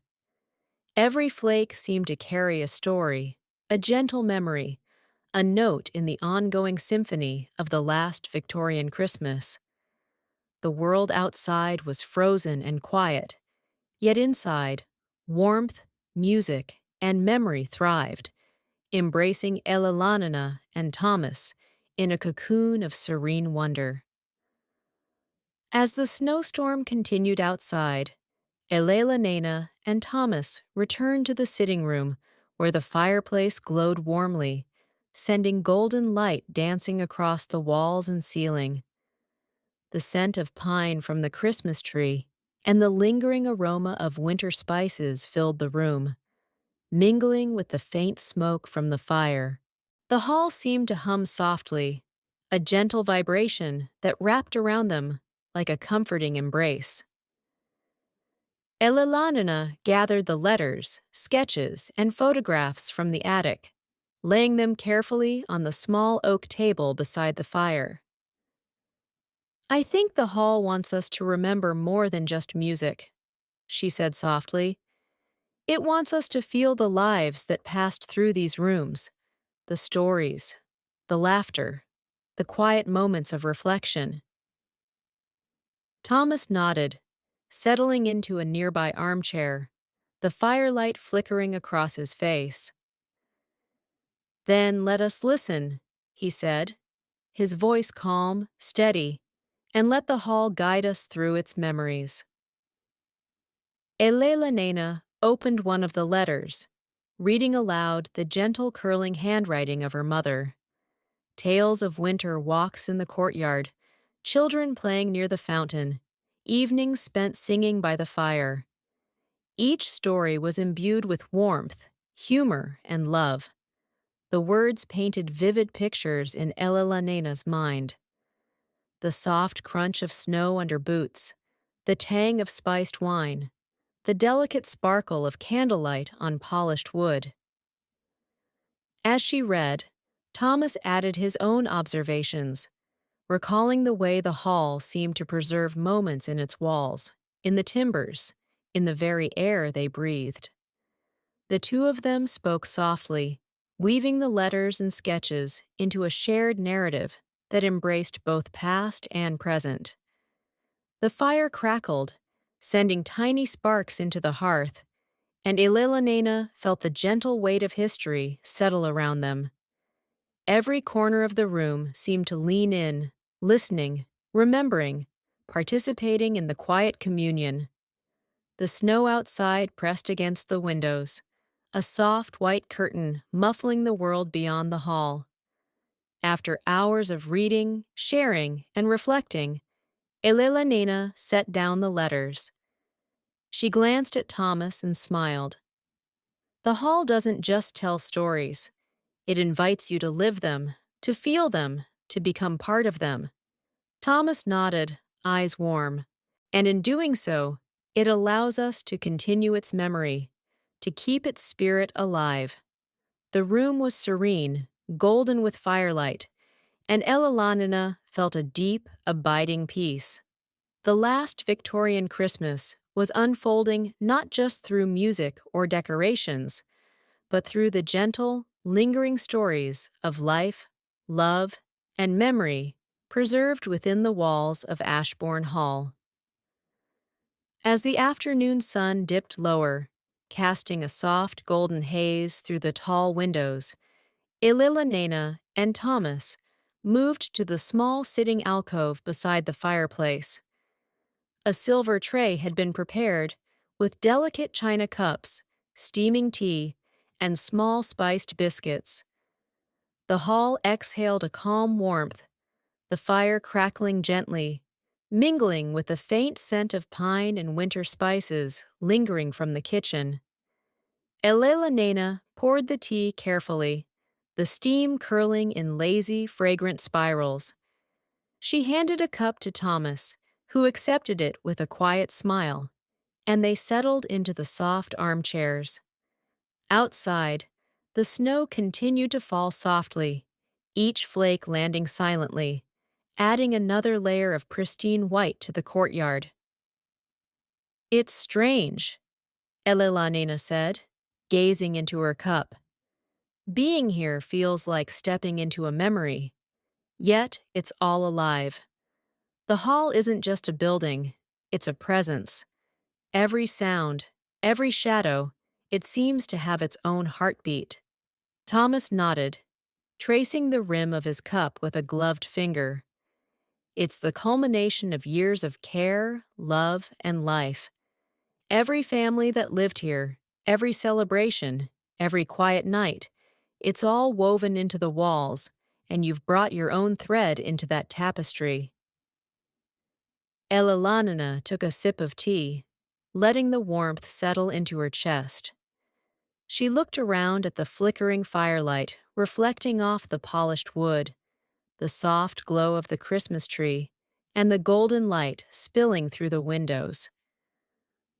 Every detail seemed heightened, as if the hall itself wanted her to notice, to savor each element of its memory. She reached for the journal once more, flipping through the letters and sketches. Some described the smell of roasted chestnuts, others the crackle of fire in the hall, the sound of carolers' voices drifting in from nearby streets, and the faint echo of music floating through corridors. Each description was vivid yet soothing, like a gentle lullaby of past Christmases. Thomas leaned back, closing his eyes briefly. "There's a calmness here," he said softly. "Even in the snow, even in the cold, the hall carries warmth, and it's patient, waiting for someone to notice, to cherish it." Elellanena smiled, feeling the gentle resonance of his words. She realized that this quiet afternoon tea, this simple act of reflection, was as much a part of the last Victorian Christmas as the music, the tree, or the snow outside. It was a moment of stillness, a pause to appreciate memory, presence, and the quiet magic that lingered in every corner of Ashborne Hall. Together, they sipped their tea in companionable silence, letting the hall's warmth and history envelop them, knowing that each gentle moment was part of the story yet to unfold. After their quiet tea, Elellanena felt a renewed curiosity about the hall's many secret corners. She remembered faint whispers she had heard in the evenings, soft echoes that seemed to drift from behind the walls of the West Wing. Guided by instinct, she led Thomas down a narrow corridor lined with aged portraits whose painted eyes seemed to watch their careful progress. At the end of the hall, she paused before a heavy wooden door, its surface carved with intricate ivy patterns. A faint chill emanated from the frame, and Elellanena pressed her hand to it. "I think there's something behind this," she murmured. Thomas nodded, brushing the frost from the edges of the door before she turned the latch. The door creaked open, revealing a small hidden music room. The space was dimly lit, yet alive with quiet presence. Dust motes danced lazily in the shafts of pale light from a single frosted window. A harp stood in the corner, its strings faintly glimmering, and along the walls were shelves of sheet music, some brittle with age, others surprisingly pristine. The air smelled faintly of old paper, polished wood, and a lingering hint of lavender. Elellanena stepped inside, running her fingers along the keys of a small upright piano in the center. A faint hum seemed to rise from the wood itself, as if the hall recognized her touch. "The hall keeps its secrets well," Thomas whispered. "I think this room holds music that hasn't been played in decades, perhaps centuries."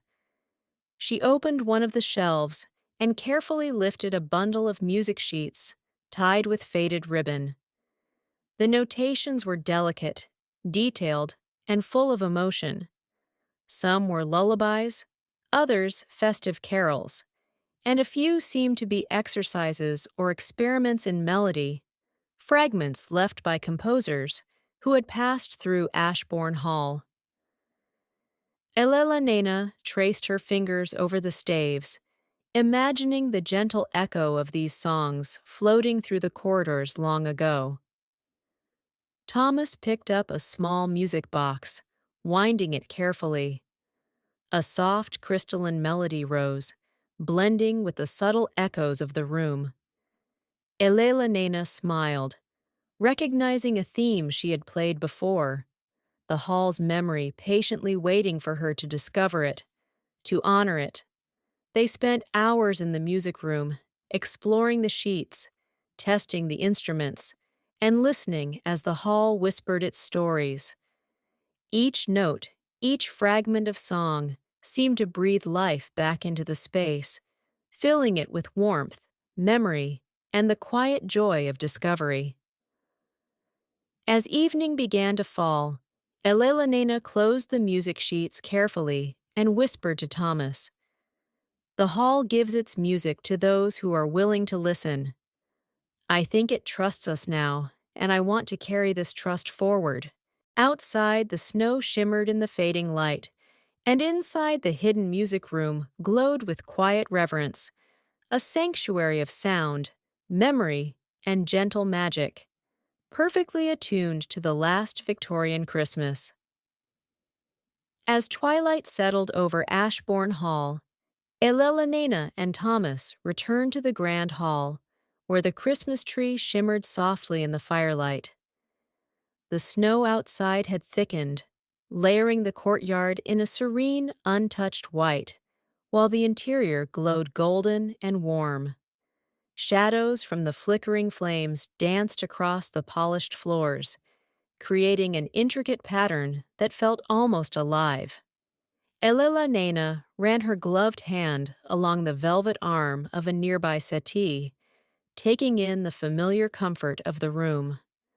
The scents of pine, beeswax, and winter spices lingered, mingling with the faint aroma of melted snow from earlier walks outside.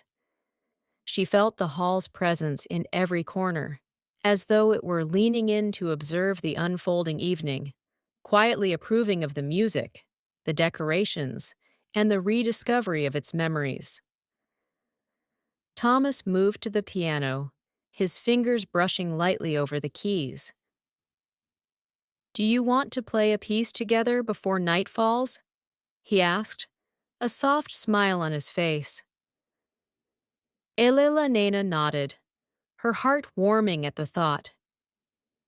She joined him, lifting the nocturne and placing the final sheet on the music stand. The soft glow of the Christmas tree reflected on the polished keys, golden light dancing with every movement. Their fingers touched the ivory lightly, deliberately, coaxing a gentle flowing melody that intertwined with the crackle of the fire. Each note resonated through the hall, soft yet clear, carrying the spirit of past Christmases, the warmth of family, and the quiet magic of Ashborne Hall itself. The music seemed to stretch beyond the walls, mingling with the hush of falling snow, the gentle hush of winter twilight, and the memories embedded in every timber of the hall. As the final notes faded, Elellanena leaned back, letting the warmth of the room settle into her shoulders. "It's incredible," she whispered. Even after all this time, the hall's music, its memory, it's alive, and we're part of it now. Thomas nodded, glancing at the tree and the glowing candles. This is the heartbeat of the last Victorian Christmas. The hall, the music, the snow, everything has led to this moment, and we've preserved it together. Elellanena smiled, feeling the deep, comforting rhythm of the hall.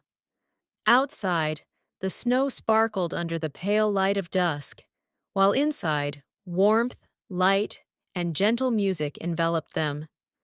For a long while, they simply sat, listening to the quiet heartbeat of the hall, letting it seep into their bones, and savoring the serene magic of a Christmas that bridged generations.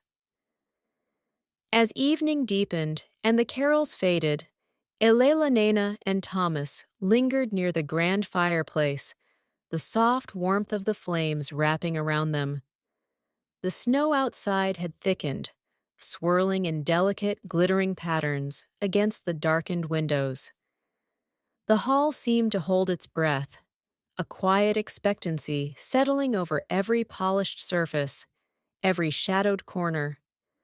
A soft rap echoed from the front door, gentle yet deliberate. Elellanena exchanged a glance with Thomas, curiosity stirring. Carefully they crossed the hall and opened the door. Outside, a figure stood in the soft, snow-dusted light. A messenger from the nearby village, wrapped in a thick cloak, his breath curling in the cold air. "Forgive the late hour," he said, voice muffled by the scarf around his face. "I've come with a small gift for the hall, something to honor the season." Elellanena took the parcel, feeling its weight and the promise contained within. It was a wooden box, finely crafted with holly etched into its surface. Inside they found small handcrafted figurines, a tiny sleigh, delicate snowmen, miniature trees, and angels carved from wood, their surfaces smooth and polished. Each piece radiated careful attention and warmth. Thomas set the box gently on the hall table, and Elellanena smiled. "The hall has always been part of the village," she said softly. "Its spirit touches everyone nearby. Even now, in the last Victorian Christmas, people still honor it." They carried the figurines to the grand Christmas tree, arranging them carefully among the branches. The flickering candlelight reflected off the tiny figures, casting miniature shadows on the polished floor. The hall seemed to lean closer, as if approving the gift, absorbing the memory and the intention behind it. Elellanena stepped back, brushing a gloved hand along the tree. "Each gesture becomes part of the hall's memory," she murmured. "The music, the stories, the decorations, they all weave together into something lasting, gentle, and warm." Thomas nodded, his eyes reflecting the soft glow of candles. And tonight, the hall welcomes not only its past, but its present. We are witnesses, participants, and caretakers of its story. Outside, the snow continued to shimmer silently under the pale moonlight, while inside, Ashborne Hall glowed with quiet life. The hall, alive with music, memory, and gentle joy, seemed to whisper a promise that even in winter, even in quiet, the spirit of the last Victorian Christmas would endure. Elellanena returned to the windows of the grand hall, drawn by the soft dance of snowflakes drifting past the tall panes. Each flake sparkled like a tiny crystal, catching the flickering candlelight from inside and reflecting it back in delicate ephemeral patterns. Thomas joined her, his breath fogging slightly as he pressed his hand against the cool glass. The snow makes the world feel slower, Elellanena whispered, like it's letting us breathe. Let the hall breathe before the festivities tomorrow. Thomas nodded, tracing a finger along the frost edging the window. It's a quiet reminder of the season, soft, peaceful, patient. The hall seems to encourage reflection tonight. Outside the courtyard lay blanketed in white, smooth and untouched, except for the faint trails of birds and the occasional animal venturing from nearby woods. The trees, heavy with snow, swayed gently in the evening breeze, their branches catching the light in delicate icy filigree. Elellanena imagined the hall's past residents gazing at this same scene, marveling at the winter's hush, wrapped in warm coats, sipping spiced tea, and feeling the magic of Christmas. Inside, the glow of the tree and the candlelight reflected in the window panes, merging with the silver shimmer of snow outside. Elellanena felt the contrast keenly, the soft warmth of the hall and the crisp, serene cold of winter. Each element heightened the other. The snow amplified the cozy glow, the firelight softened the icy edges, and the hall's heartbeat carried a gentle melody that matched the rhythm of the falling flakes. Thomas leaned slightly closer, his voice a soft murmur. Moments like this, they remind us why the hall has lasted. Its presence, its memories, and the care we give it, they all converge here in the stillness of night. Elellanena smiled, feeling the gentle pull of history in every detail. The delicate frost patterns on the window panes, the shimmer of snow on the courtyard statues, and the subtle sway of trees in the silver light. The last Victorian Christmas was alive not only in the decorations and music, but in the very air around them, in the hush of falling snow, and in the serene beauty of moonlit memories preserved for generations. For a long moment, they stood in companionable silence, letting the hall, the snow, and the gentle glow of candlelight wash over them. Outside, the world remained quiet and silver. Inside, warmth, memory, and serenity wrapped Elellanena and Thomas in the tender magic of a winter night that would linger in memory forever. Elellanena felt drawn once more to the hidden music room, a sanctuary of melodies waiting quietly in the shadows. The hallways leading there were dark but comforting, illuminated only by the soft flicker of the few candles they carried. Every step echoed faintly against the polished floors, a gentle reminder of the hall's timeless presence. As they entered the music room, the space seemed to embrace them, the faint scent of old wood, varnish, and aged paper wrapping around them like a warm shawl. The harp in the corner glimmered faintly in the candlelight, and the upright piano awaited, its keys slightly cool under Elellanenna's gloved touch. Sheet music lay scattered across the shelves, each piece whispering stories of past Christmases, of music played and melodies remembered. Elellanena ran her fingers along the piano keys, producing a soft, hesitant note that resonated through the room. Thomas lifted a delicate music box from a nearby shelf and wound it carefully. A crystalline tune began to play, gentle and soothing, mingling perfectly with the faint echo of the piano key. The hall seemed to respond, a subtle vibration running through the timbers, as if approving the harmony of past and present. They explored the music room slowly, taking care with each sheet of music they touched, each instrument they played. Some pieces were joyful, others melancholic, but every note was deliberate, soothing, and immersive. Elellanena imagined the composers, long-gone residents, watching quietly, pleased that their music had found ears willing to hear and hearts willing to feel. "The hall's music isn't just in the notes," Thomas whispered. "It's in the air, in the walls, in the moments between each sound. That's where the magic lives."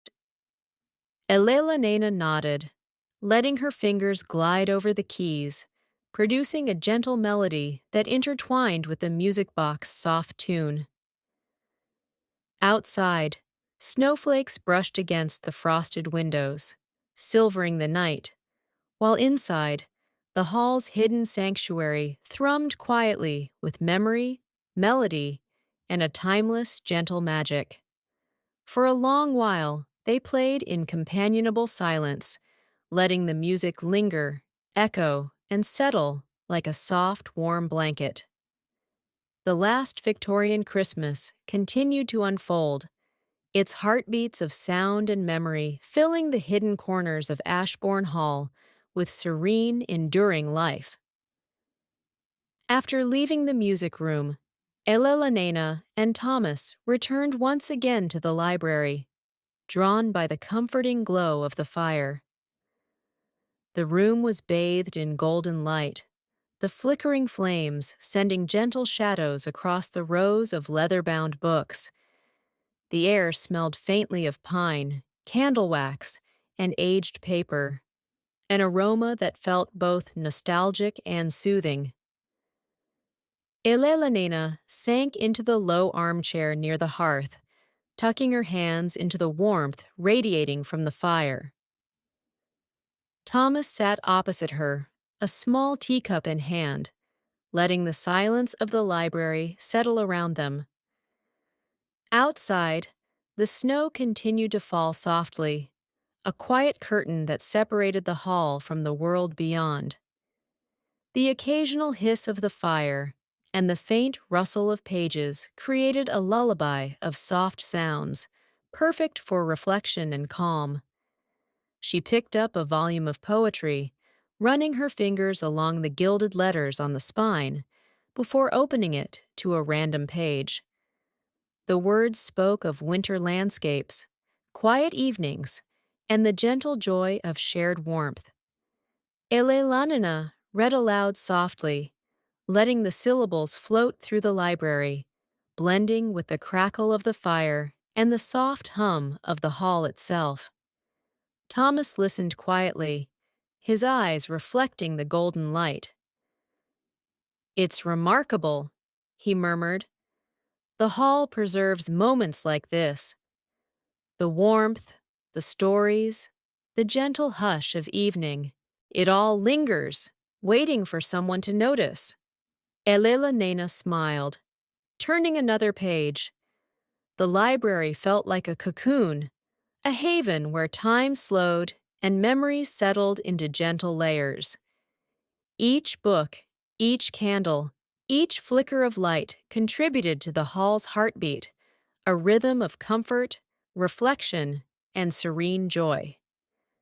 They remained in companionable silence, sipping tea, listening to the fire, and letting the hall's warmth seep into their bones.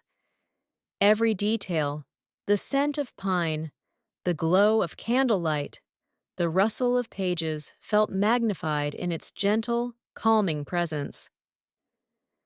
The last Victorian Christmas was alive in this quiet corner, a celebration not of spectacle, but of memory, warmth, and the serene beauty of a winter evening preserved in time.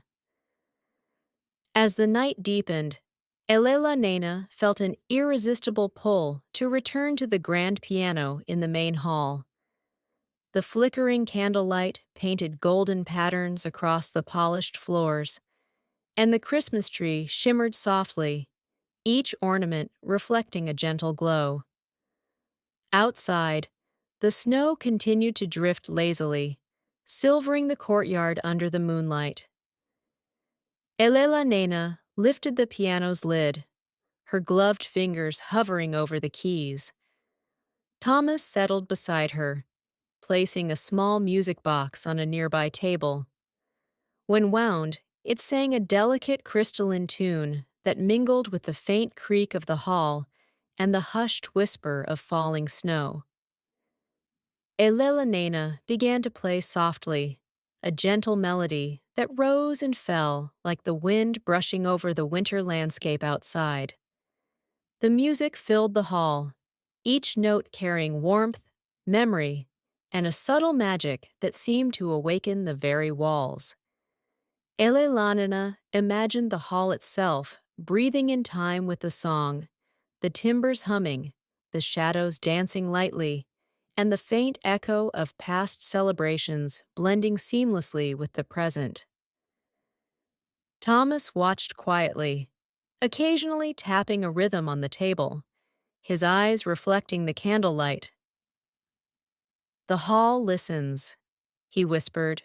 "Every note you play becomes part of its story. Every pause, every gentle chord, it's woven into its memory." Elellanena smiled, letting the music guide her. The melody was slow, deliberate, soothing, a lullaby for the hall, for themselves, and for anyone who had ever walked these corridors. Outside, the snowflakes twirled in the moonlight, their soft descent echoing the gentle rhythm of her playing. As the final notes faded, Elellanena rested her hands on the keys, letting the silence that followed be as rich and warm as the music itself. Thomas leaned back, sipping tea, and the two of them shared a quiet smile, knowing that this moment, music, candlelight, snow, and memory, was the heartbeat of the last Victorian Christmas. The hall was alive with calm, reflection, and the gentle magic of winter, a sanctuary of warmth and memory that would linger long after the final note had faded. After the soft winter melody, Elellanena and Thomas returned once more to the grand hall, drawn to the hearth where the fire cast its comforting glow. The flames flickered and danced, sending gentle patterns of light across the polished floor and the ornaments of the Christmas tree. The room was serene, yet alive with quiet anticipation, as if the hall itself awaited the melody of song. Elellanena began softly, her voice carrying the first notes of a familiar Victorian carol. Thomas joined, harmonizing with a gentle, steady warmth. The sound filled the hall, weaving through the tall windows, around the fireplace, and over the polished floors. The golden light of candles reflected on the walls, making the shadows dance in soft rhythmic patterns as though applauding the music. The fragrance of pine wax and lingering spices mingled with the gentle echo of their voices, creating a rich, soothing atmosphere. Elellanena closed her eyes for a moment, imagining families from generations past standing in the hall, singing in harmony by candlelight, their laughter and joy mingling with the music. The hall seemed to embrace these imagined figures, the walls and timbers absorbing each note, each whispered word of the carol. Thomas's voice blended perfectly with Elellanenna's, each note deliberate, slow, and calming. The music wrapped around them like a warm blanket, the cadence of the carols steady and comforting. Occasionally, the soft hiss of wind against the tall windows punctuated the music, a reminder of the snowstorm still falling outside, serene and unhurried. After several carols, Elellanena paused, letting the final notes linger in the hall. The silence that followed was not empty. It was full, filled with the warmth of memory, the presence of the hall, and the quiet satisfaction of sharing something timeless. "The hall listens," Elellanena whispered, smiling, "and it remembers everything, every song, every note, every gentle moment of joy. Thomas nodded, gazing at the flickering candlelight and the shimmering ornaments of the tree. We're part of that memory now. Tonight, we're carrying it forward. Outside, the snowflakes drifted lazily, silvering the world in quiet magic, while inside the hall hummed softly in response, alive with music, memory, and the tender spirit of the last Victorian Christmas. As the evening deepened and the carols faded, Elellanena and Thomas lingered near the grand fireplace, the soft warmth of the flames wrapping around them. The snow outside had thickened, swirling in delicate, glittering patterns against the darkened windows. The hall seemed to hold its breath, a quiet expectancy settling over every polished surface, every shadowed corner. A soft rap echoed from the front door, gentle yet deliberate. Elellanena exchanged a glance with Thomas, curiosity stirring. Carefully, they crossed the hall and opened the door. Outside, a figure stood in the soft, snow-dusted light. A messenger from the nearby village, wrapped in a thick cloak, his breath curling in the cold air. "Forgive the late hour," he said, voice muffled by the scarf around his face. "I've come with a small gift for the hall, something to honor the season." Elellanena took the parcel, feeling its weight and the promise contained within. It was a wooden box, finely crafted with holly etched into its surface. Inside, they found small handcrafted figurines, a tiny sleigh, delicate snowmen, miniature trees, and angels carved from wood, their surfaces smooth and polished. Each piece radiated careful attention and warmth. Thomas set the box gently on the hall table, and Elellanena smiled. "The hall has always been part of the village," she said softly. "Its spirit touches everyone nearby. Even now, in the last Victorian Christmas, people still honor it." They carried the figurines to the grand Christmas tree, arranging them carefully among the branches. The flickering candlelight reflected off the tiny figures, casting miniature shadows on the polished floor. The hall seemed to lean closer, as if approving the gift, absorbing the memory and the intention behind it. Elellanena stepped back, brushing a gloved hand along the tree. "Each gesture becomes part of the hall's memory," she murmured. "The music, the stories, the decorations, they all weave together into something lasting, gentle, and warm." Thomas nodded, his eyes reflecting the soft glow of candles.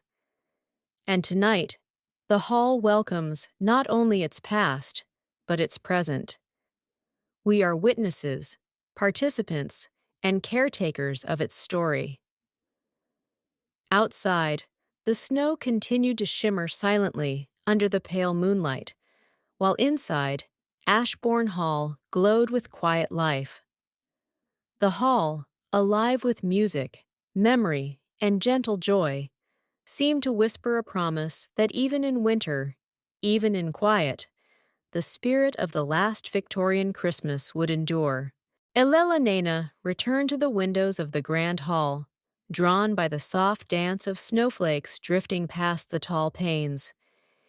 Each flake sparkled like a tiny crystal, catching the flickering candlelight from inside and reflecting it back in delicate, ephemeral patterns.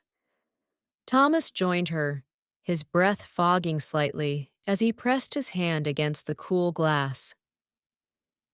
"The snow makes the world feel slower," Elellanena whispered, "like it's letting us breathe. Let the hall breathe before the festivities tomorrow."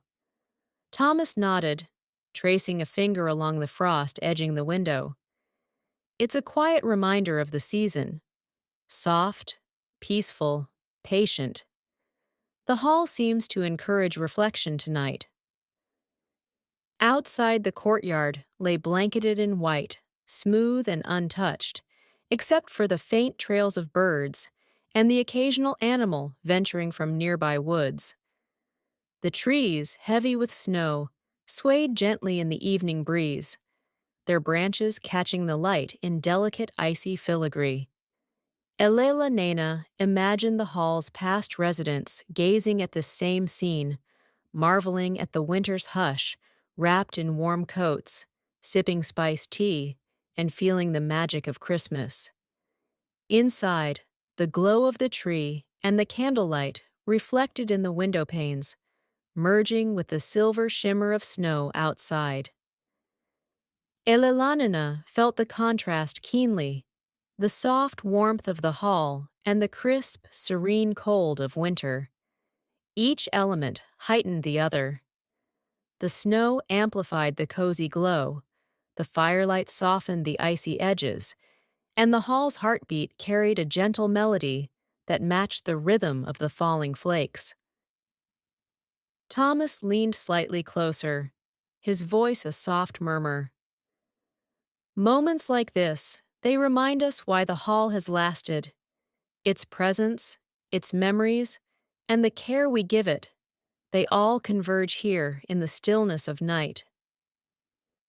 Elellanena smiled, feeling the gentle pull of history in every detail, the delicate frost patterns on the window panes, the shimmer of snow on the courtyard statues, and the subtle sway of trees in the silver light.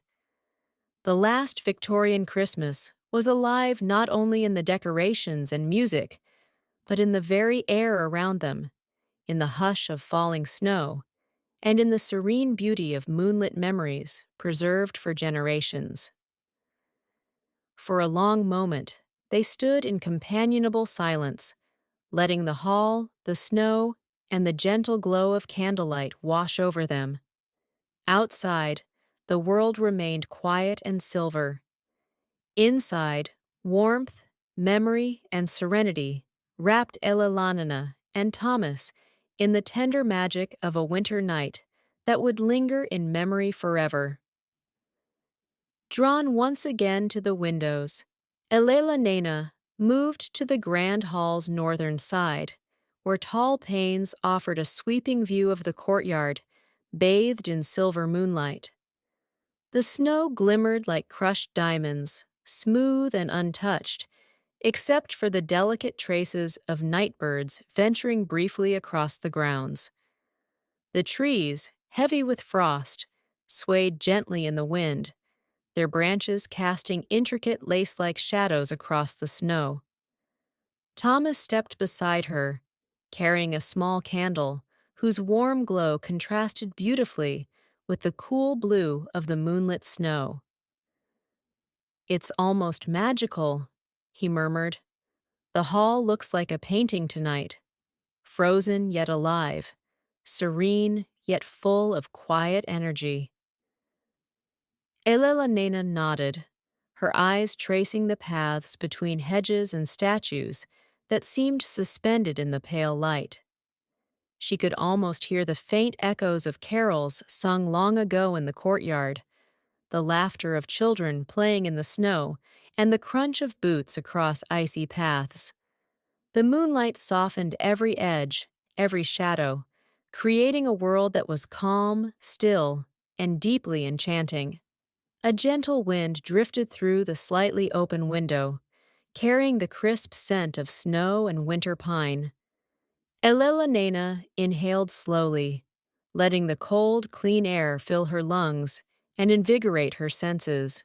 It mingled with the warmth of the hall behind her, the fire, the soft candlelight, and the lingering aroma of spices from earlier preparations, creating a harmonious balance of warmth and chill, inside and out.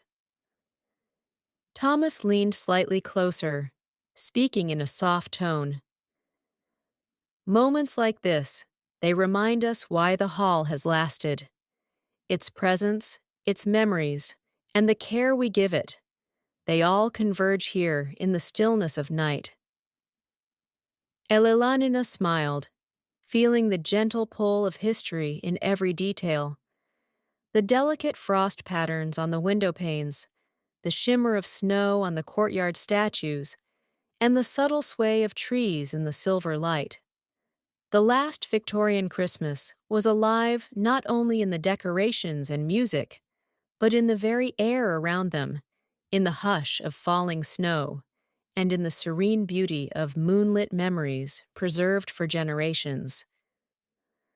For a long moment they stood in quiet companionship, watching the hall breathe, feeling its heartbeat echo through both past and present, and savoring the slow, gentle magic of a winter night that would linger in memory forever. Elellanena felt drawn once more to the hidden music room, a sanctuary of melodies waiting quietly in the shadows. The hallways leading there were dark but comforting, illuminated only by the soft flicker of the few candles they carried. Every step echoed faintly against the polished floors, a gentle reminder of the hall's timeless presence. As they entered the music room, the space seemed to embrace them, the faint scent of old wood, varnish, and aged paper wrapping around them like a warm shawl.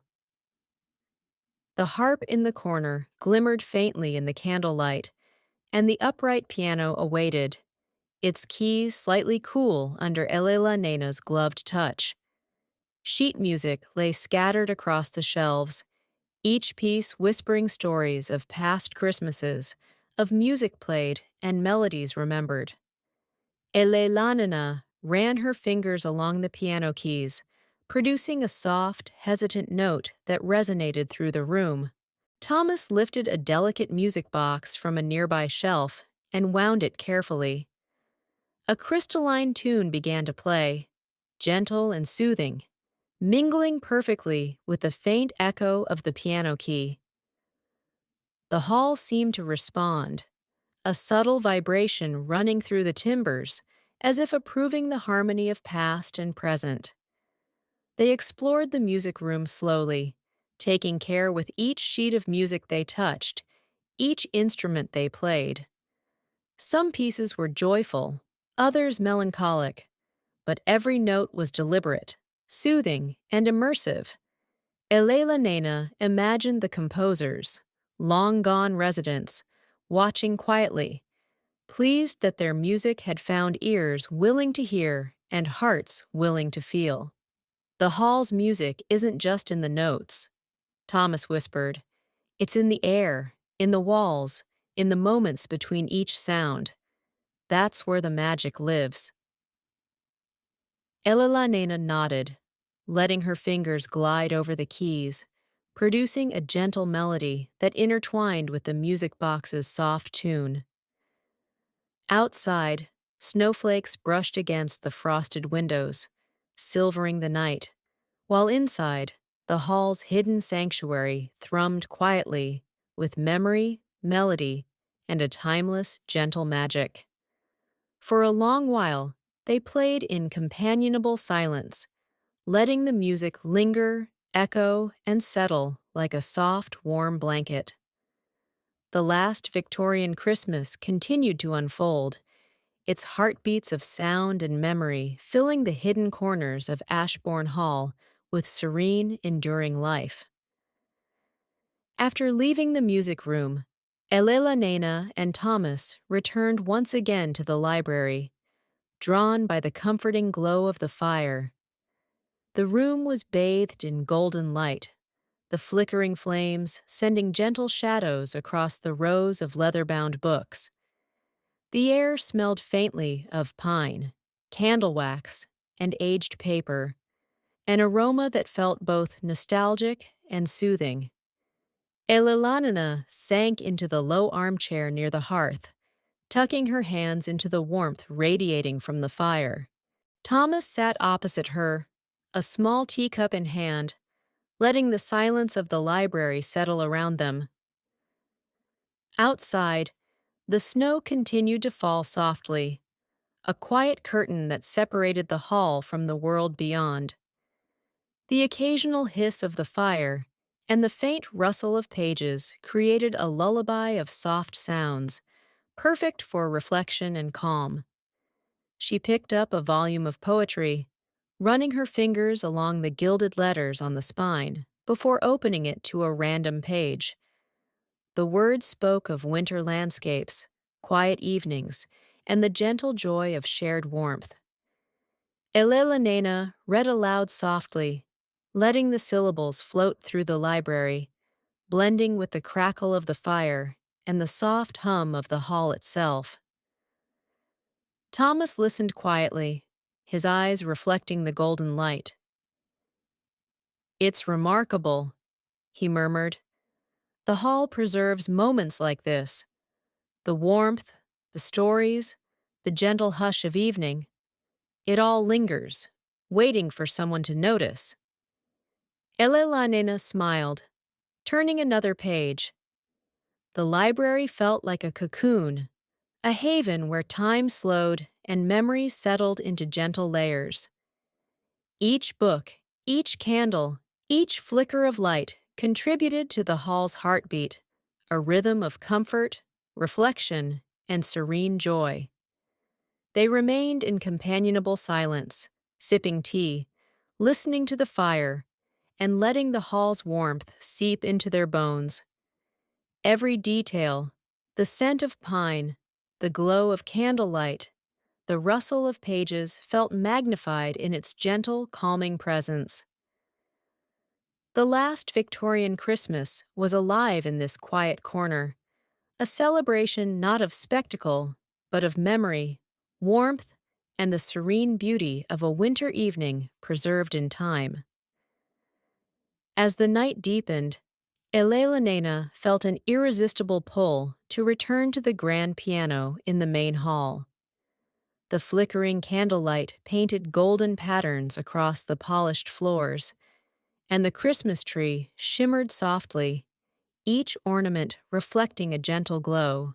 Outside, the snow continued to drift lazily, silvering the courtyard under the moonlight. Elellanena lifted the piano's lid, her gloved fingers hovering over the keys. Thomas settled beside her, placing a small music box on a nearby table. When wound, it sang a delicate crystalline tune that mingled with the faint creak of the hall and the hushed whisper of falling snow. Elellanena began to play softly, a gentle melody that rose and fell like the wind brushing over the winter landscape outside. The music filled the hall, each note carrying warmth, memory, and a subtle magic that seemed to awaken the very walls. Elellanena imagined the hall itself breathing in time with the song, the timbers humming, the shadows dancing lightly, and the faint echo of past celebrations blending seamlessly with the present. Thomas watched quietly, occasionally tapping a rhythm on the table, his eyes reflecting the candlelight. "The hall listens," he whispered. "Every note you play becomes part of its story.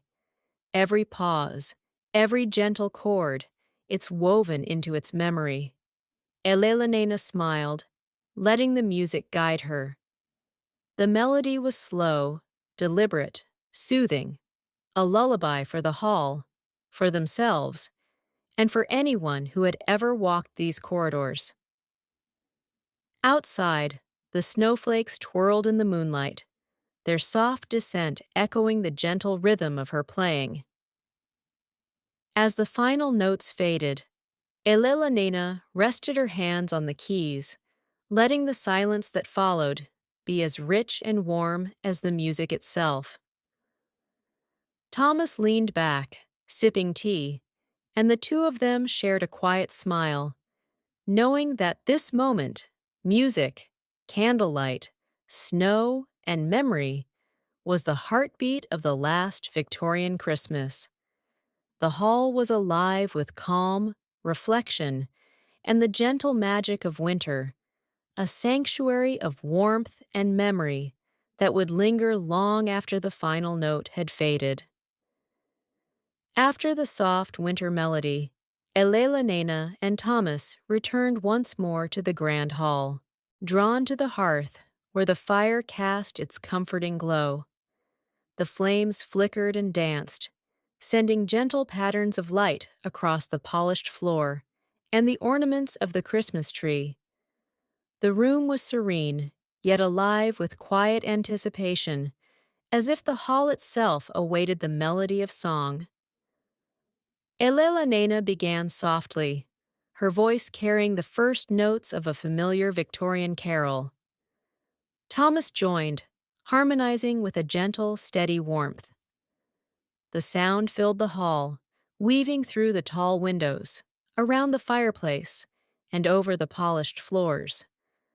The golden light of candles reflected on the walls, making the shadows dance in soft, rhythmic patterns as though applauding the music. The fragrance of pine wax and lingering spices mingled with the gentle echo of their voices, creating a rich, soothing atmosphere. Elellanena closed her eyes for a moment, imagining families from generations past standing in the hall, singing in harmony by candlelight, their laughter and joy mingling with the music. The hall seemed to embrace these imagined figures, the walls and timbers absorbing each note, each whispered word of the carol. Thomas's voice blended perfectly with Elellanenna's, each note deliberate, slow, and calming. The music wrapped around them like a warm blanket, the cadence of the carols steady and comforting. Occasionally, the soft hiss of wind against the tall windows punctuated the music, a reminder of the snowstorm still falling outside, serene and unhurried. After several carols, Elellanena paused, letting the final notes linger in the hall. The silence that followed was not empty.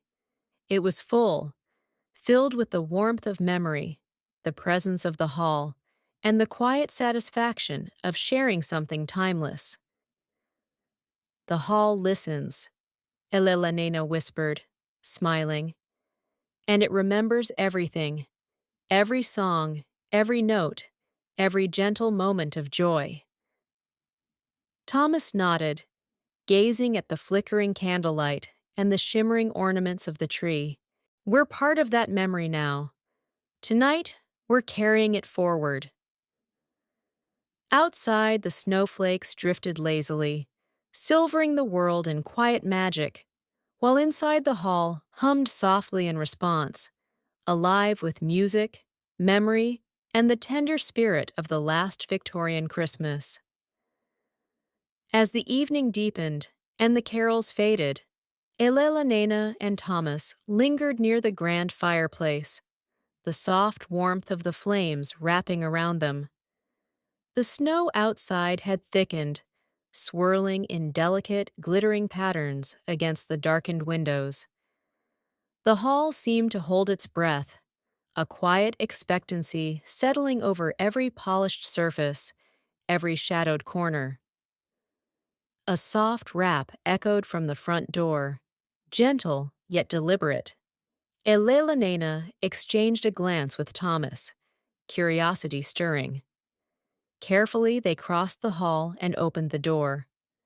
Outside, a figure stood in the soft, snow-dusted light. A messenger from the nearby village, wrapped in a thick cloak, his breath curling in the cold air.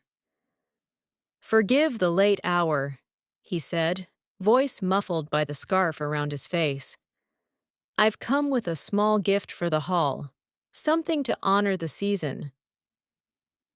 Elellanena took the parcel, feeling its weight and the promise contained within. It was a wooden box, finely crafted with holly etched into its surface. Inside, they found small handcrafted figurines, a tiny sleigh, delicate snowmen, miniature trees, and angels carved from wood, their surfaces smooth and polished. Each piece radiated careful attention and warmth. Thomas set the box gently on the hall table, and Elellanena smiled. "The hall has always been part of the village," she said softly. Its spirit touches everyone nearby. Even now, in the last Victorian Christmas, people still honor it. They carried the figurines to the grand Christmas tree, arranging them carefully among the branches. The flickering candlelight reflected off the tiny figures, casting miniature shadows on the polished floor. The hall seemed to lean closer, as if approving the gift, absorbing the memory and the intention behind it. Elellanena stepped back, brushing a gloved hand along the tree. Each gesture becomes part of the hall's memory, she murmured. The music, the stories, the decorations, they all weave together into something lasting, gentle, and warm. Thomas nodded, his eyes reflecting the soft glow of candles. And tonight, the hall welcomes not only its past, but its present. We are witnesses, participants, and caretakers of its story. Outside, the snow continued to shimmer silently under the pale moonlight, while inside, Ashborne Hall glowed with quiet life. The hall, alive with music, memory, and gentle joy, seemed to whisper a promise that even in winter, even in quiet, the spirit of the last Victorian Christmas would endure. Elellanena returned to the windows of the grand hall, drawn by the soft dance of snowflakes drifting past the tall panes. Each flake sparkled like a tiny crystal, catching the flickering candlelight from inside and reflecting it back in delicate ephemeral patterns. Thomas joined her, his breath fogging slightly as he pressed his hand against the cool glass. The snow makes the world feel slower, Elellanena whispered, like it's letting us breathe. Let the hall breathe before the festivities tomorrow. Thomas nodded, tracing a finger along the frost edging the window. It's a quiet reminder of the season. Soft, peaceful, patient. The hall seems to encourage reflection tonight. Outside the courtyard lay blanketed in white, smooth and untouched, except for the faint trails of birds and the occasional animal venturing from nearby woods. The trees, heavy with snow, swayed gently in the evening breeze, their branches catching the light in delicate icy filigree. Elellanena imagined the hall's past residents gazing at this same scene, marveling at the winter's hush, wrapped in warm coats, sipping spiced tea, and feeling the magic of Christmas. Inside, the glow of the tree and the candlelight reflected in the window panes, merging with the silver shimmer of snow outside.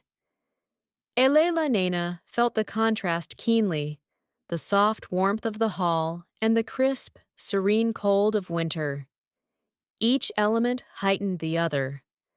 The snow amplified the cozy glow, the firelight softened the icy edges, and the hall's heartbeat carried a gentle melody that matched the rhythm of the falling flakes. Thomas leaned slightly closer, his voice a soft murmur. Moments like this, they remind us why the hall has lasted. Its presence, its memories, and the care we give it, they all converge here in the stillness of night. Elellanena smiled, feeling the gentle pull of history in every detail. The delicate frost patterns on the window panes, the shimmer of snow on the courtyard statues, and the subtle sway of trees in the silver light. The last Victorian Christmas was alive not only in the decorations and music, but in the very air around them, in the hush of falling snow, and in the serene beauty of moonlit memories preserved for generations. For a long moment, they stood in companionable silence, letting the hall, the snow, and the gentle glow of candlelight wash over them. Outside, the world remained quiet and silver. Inside, warmth, memory and serenity wrapped Elellanena and Thomas in the tender magic of a winter night that would linger in memory forever. Feeling a renewed sense of wonder, Elellanena suggested they explore the conservatory, a room she had seldom visited. They crossed the hall quietly, the flickering candlelight from the corridors guiding their steps.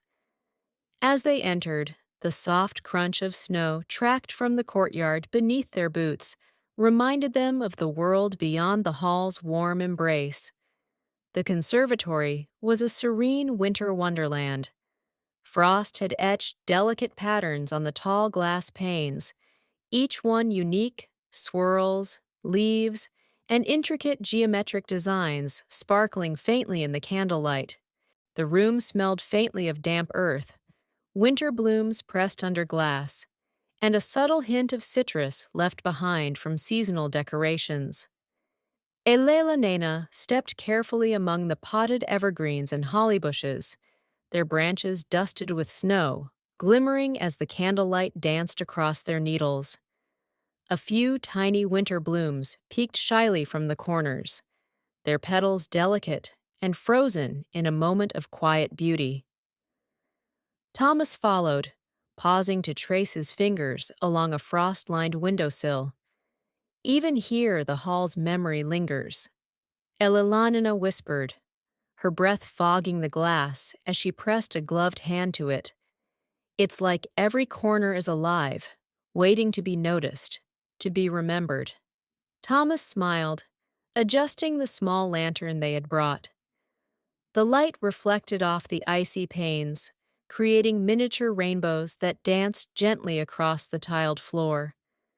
A faint gust of wind rustled the potted plants, carrying a whisper of the courtyard's snow and the hall's winter magic into the room. Elellanena found a small bench near the center, its surface frosted but inviting. She sat, letting the soft cold seep into her fingers, while Thomas placed a warm cup of tea beside her. They sat in quiet companionship, listening to the occasional creak of the hall settling, the soft patter of snowflakes against the glass, and the distant echo of music from the grand hall. "This room feels suspended," Thomas murmured, "like a place outside of time where the hall keeps its winter secrets safe." Elellanena nodded, savoring the serene beauty.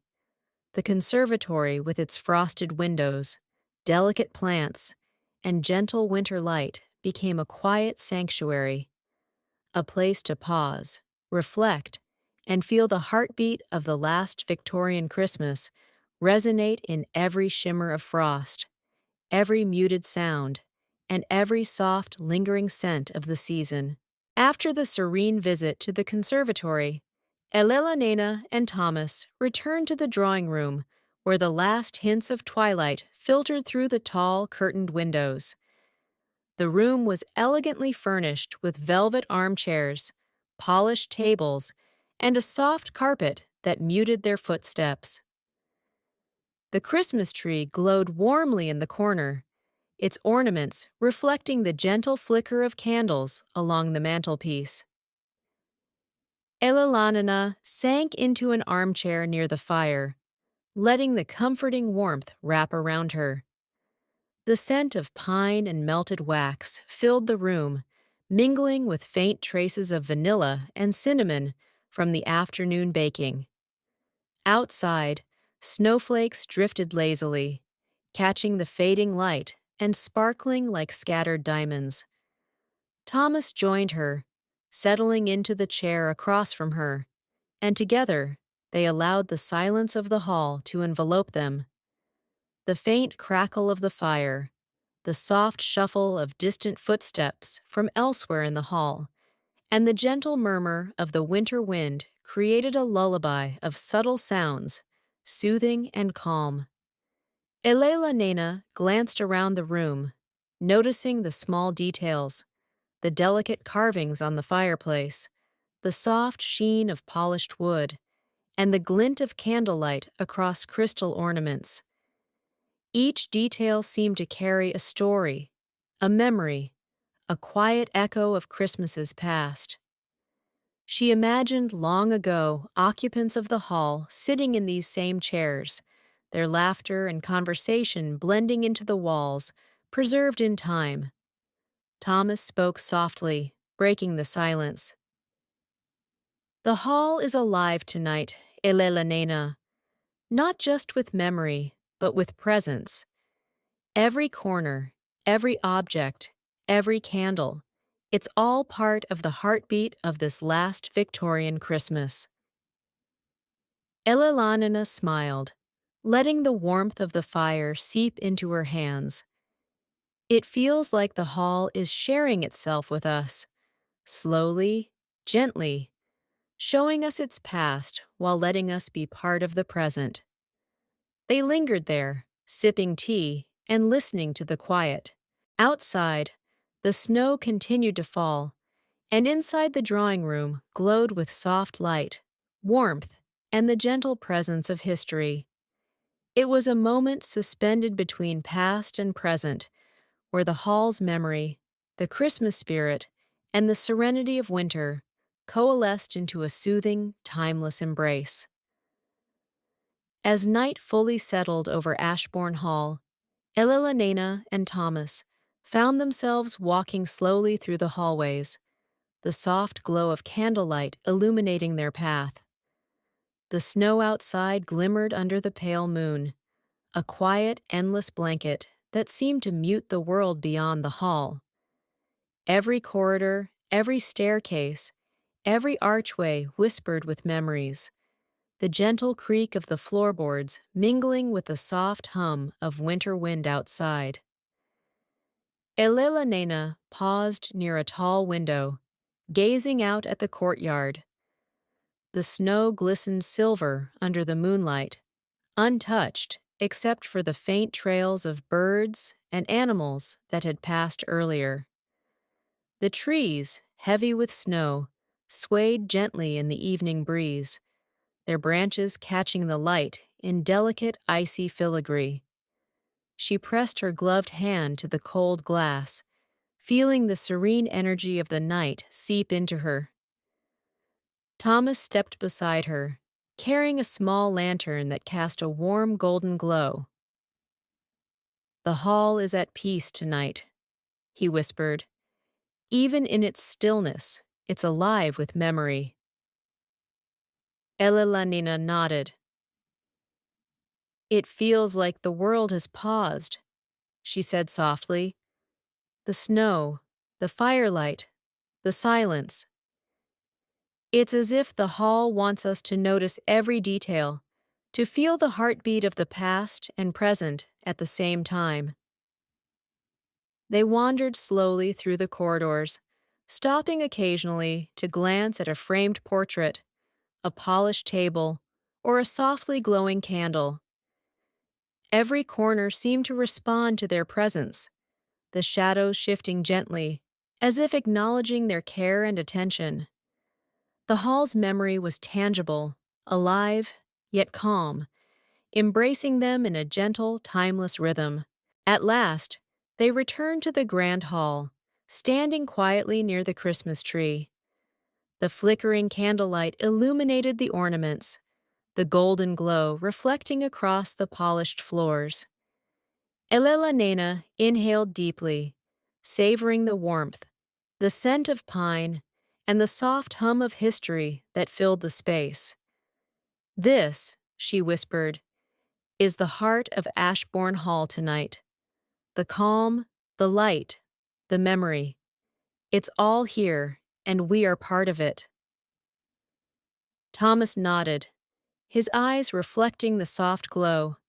"And we carry it forward. Every gentle sound, every flicker of light, every memory preserved, it's ours now to honor." Outside, the snow continued its quiet descent, while inside the hall pulsed softly with warmth, presence, and the tender magic of the last Victorian Christmas. Drawn once again to the windows, Elellanena moved to the grand hall's northern side, where tall panes offered a sweeping view of the courtyard, bathed in silver moonlight. The snow glimmered like crushed diamonds, smooth and untouched, except for the delicate traces of nightbirds venturing briefly across the grounds. The trees, heavy with frost, swayed gently in the wind, their branches casting intricate lace-like shadows across the snow. Thomas stepped beside her, carrying a small candle whose warm glow contrasted beautifully with the cool blue of the moonlit snow. "It's almost magical," he murmured. "The hall looks like a painting tonight, frozen yet alive, serene yet full of quiet energy." Elellanena nodded, her eyes tracing the paths between hedges and statues that seemed suspended in the pale light. She could almost hear the faint echoes of carols sung long ago in the courtyard, the laughter of children playing in the snow, and the crunch of boots across icy paths. The moonlight softened every edge, every shadow, creating a world that was calm, still, and deeply enchanting. A gentle wind drifted through the slightly open window, carrying the crisp scent of snow and winter pine. Elellanena inhaled slowly, letting the cold, clean air fill her lungs and invigorate her senses. It mingled with the warmth of the hall behind her, the fire, the soft candlelight, and the lingering aroma of spices from earlier preparations, creating a harmonious balance of warmth and chill, inside and out. Thomas leaned slightly closer, speaking in a soft tone. "Moments like this, they remind us why the hall has lasted. Its presence, its memories, and the care we give it, they all converge here in the stillness of night." Elellanena smiled, feeling the gentle pull of history in every detail. The delicate frost patterns on the window panes, the shimmer of snow on the courtyard statues, and the subtle sway of trees in the silver light. The last Victorian Christmas was alive not only in the decorations and music, but in the very air around them, in the hush of falling snow, and in the serene beauty of moonlit memories preserved for generations. For a long moment, they stood in quiet companionship, watching the hall breathe, feeling its heartbeat echo through both past and present, and savoring the slow, gentle magic of a winter night that would linger in memory forever. Elellanena felt drawn once more to the hidden music room, a sanctuary of melodies waiting quietly in the shadows.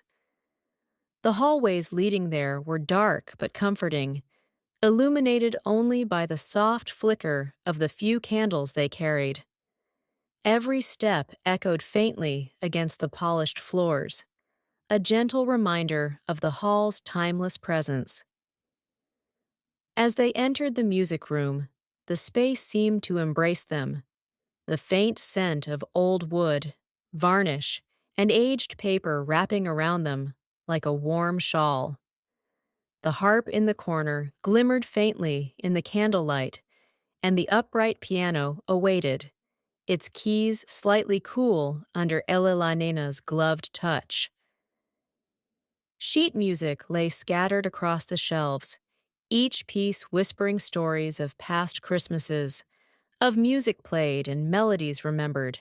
Elellanena ran her fingers along the piano keys, producing a soft, hesitant note that resonated through the room. Thomas lifted a delicate music box from a nearby shelf and wound it carefully. A crystalline tune began to play, gentle and soothing, mingling perfectly with the faint echo of the piano key. The hall seemed to respond, a subtle vibration running through the timbers, as if approving the harmony of past and present.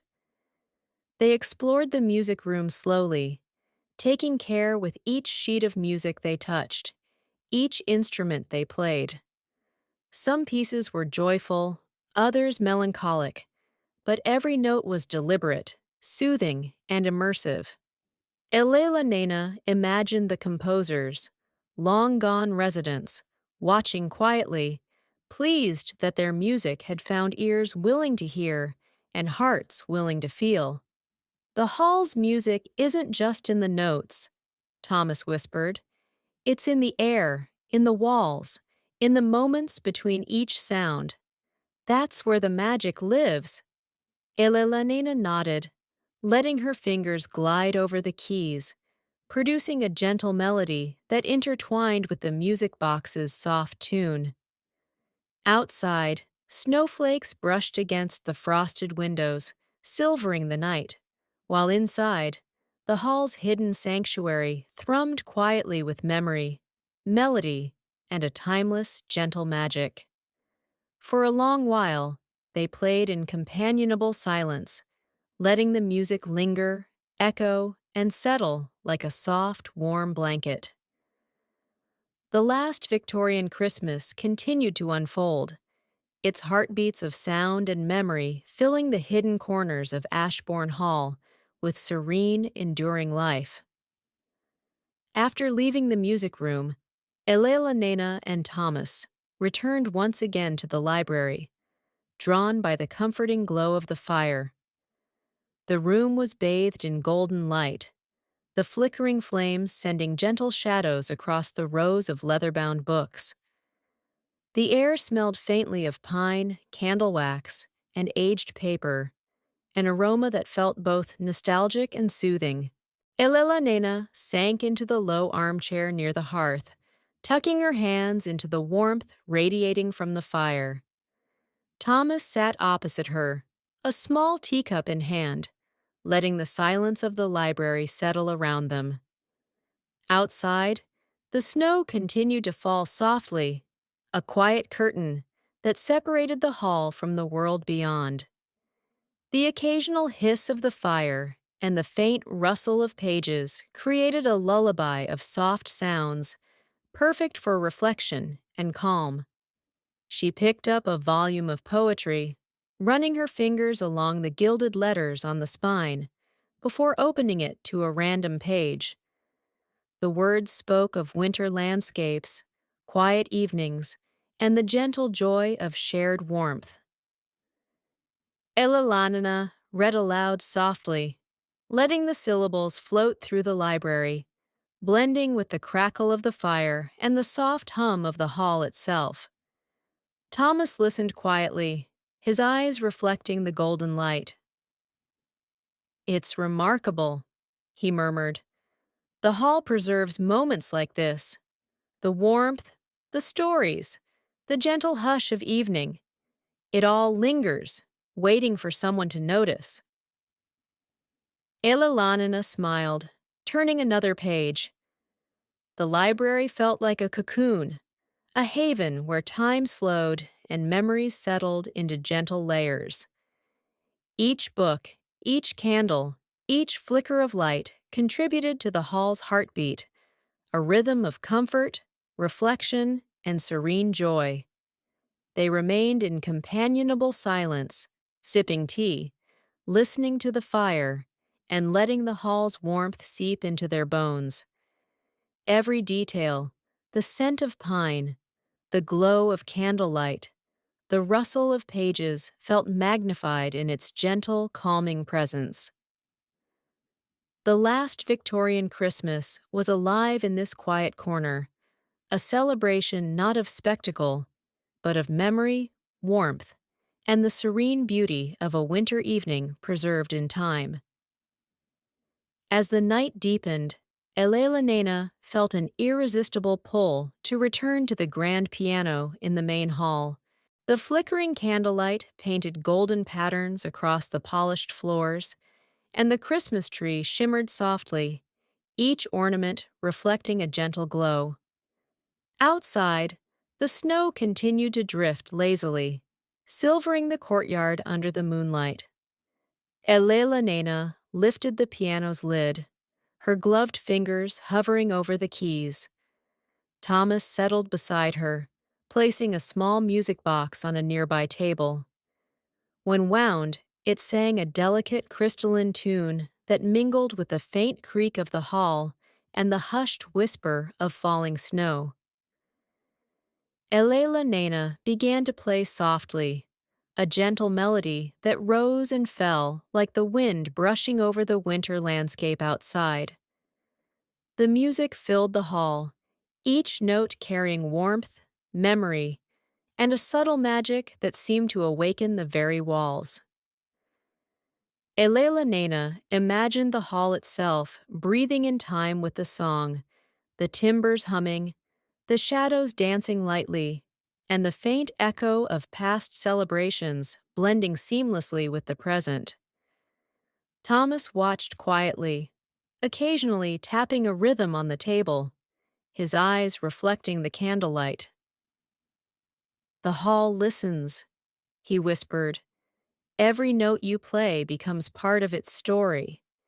Every pause, every gentle chord, it's woven into its memory."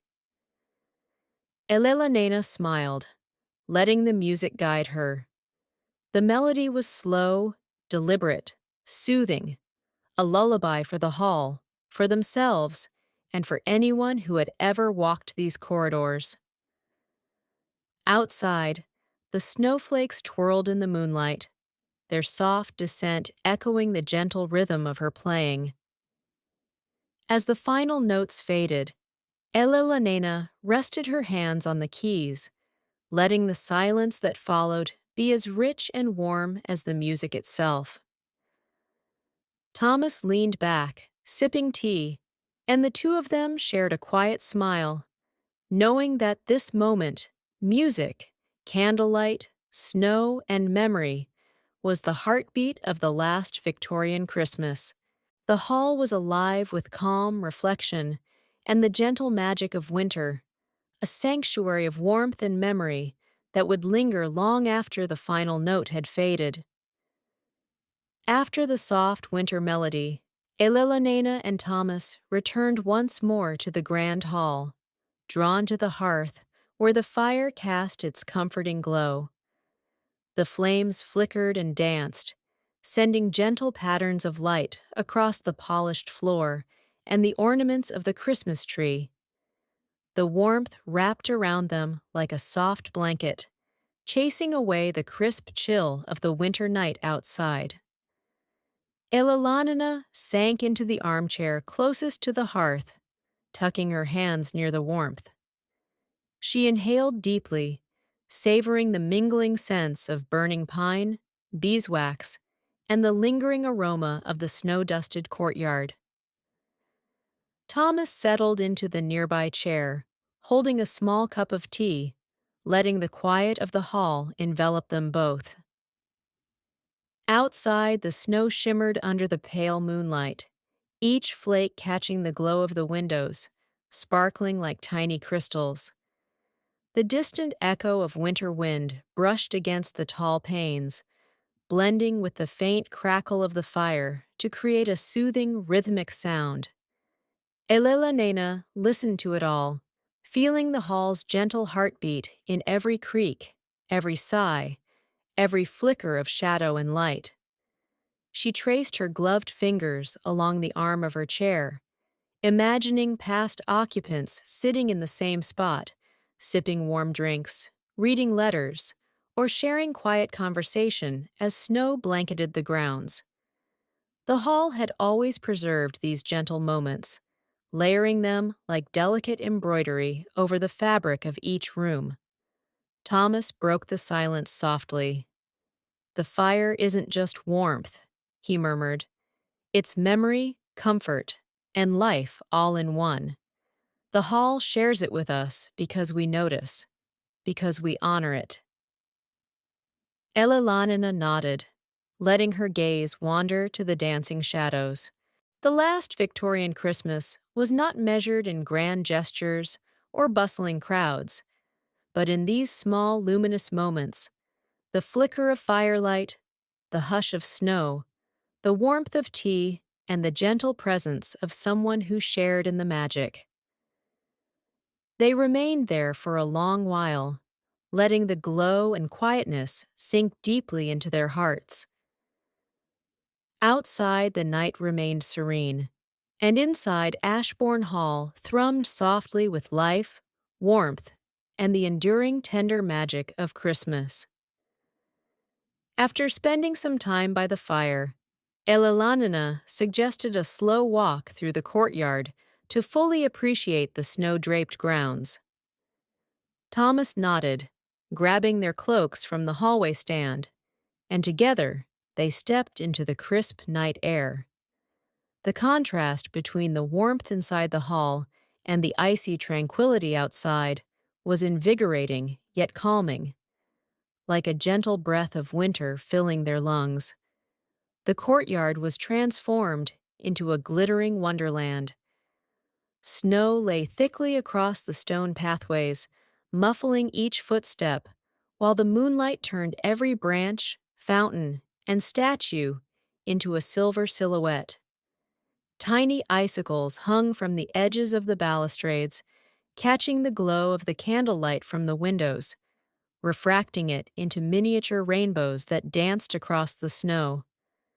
The air smelled of crisp winter pine and the faint trace of wood smoke from the hall's chimneys.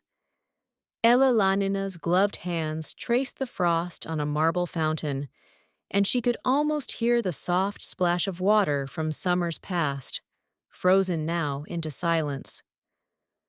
Thomas bent down to examine delicate animal tracks in the snow, squirrels, or perhaps a fox, and they imagined tiny creatures venturing across the courtyard under the blanket of night.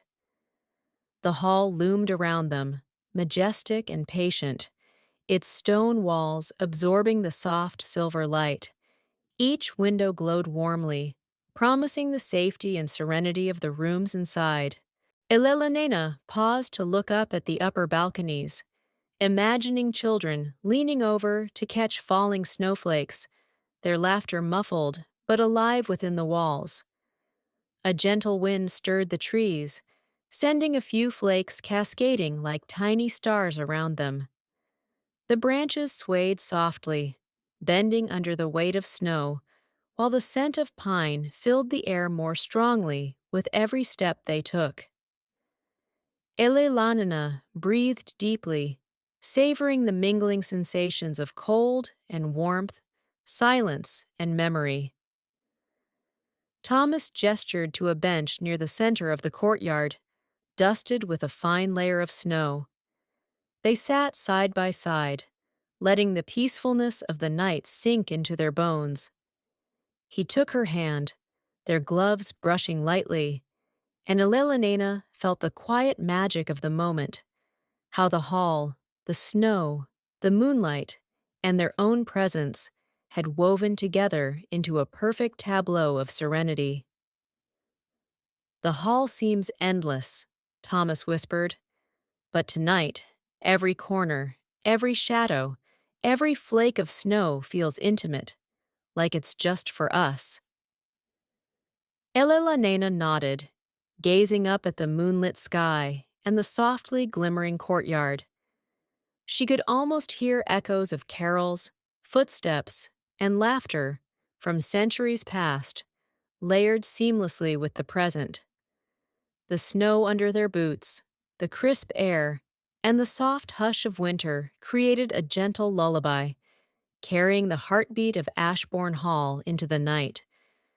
They remained there, silent and reflective, allowing the courtyard's soft magic to fill them completely. The hall, dressed in snow and silver moonlight, seemed to watch over them with a quiet, enduring presence, its last Victorian Christmas unfolding, not in haste, but in slow, luminous wonder. After their peaceful walk in the courtyard, Elellanena and Thomas ascended the grand staircase to the upper chambers, where the hall's private rooms rested in quiet dignity. The stairs creaked softly under their feet, each sound a gentle reminder of the hall's age, its history settling around them like a comforting cloak.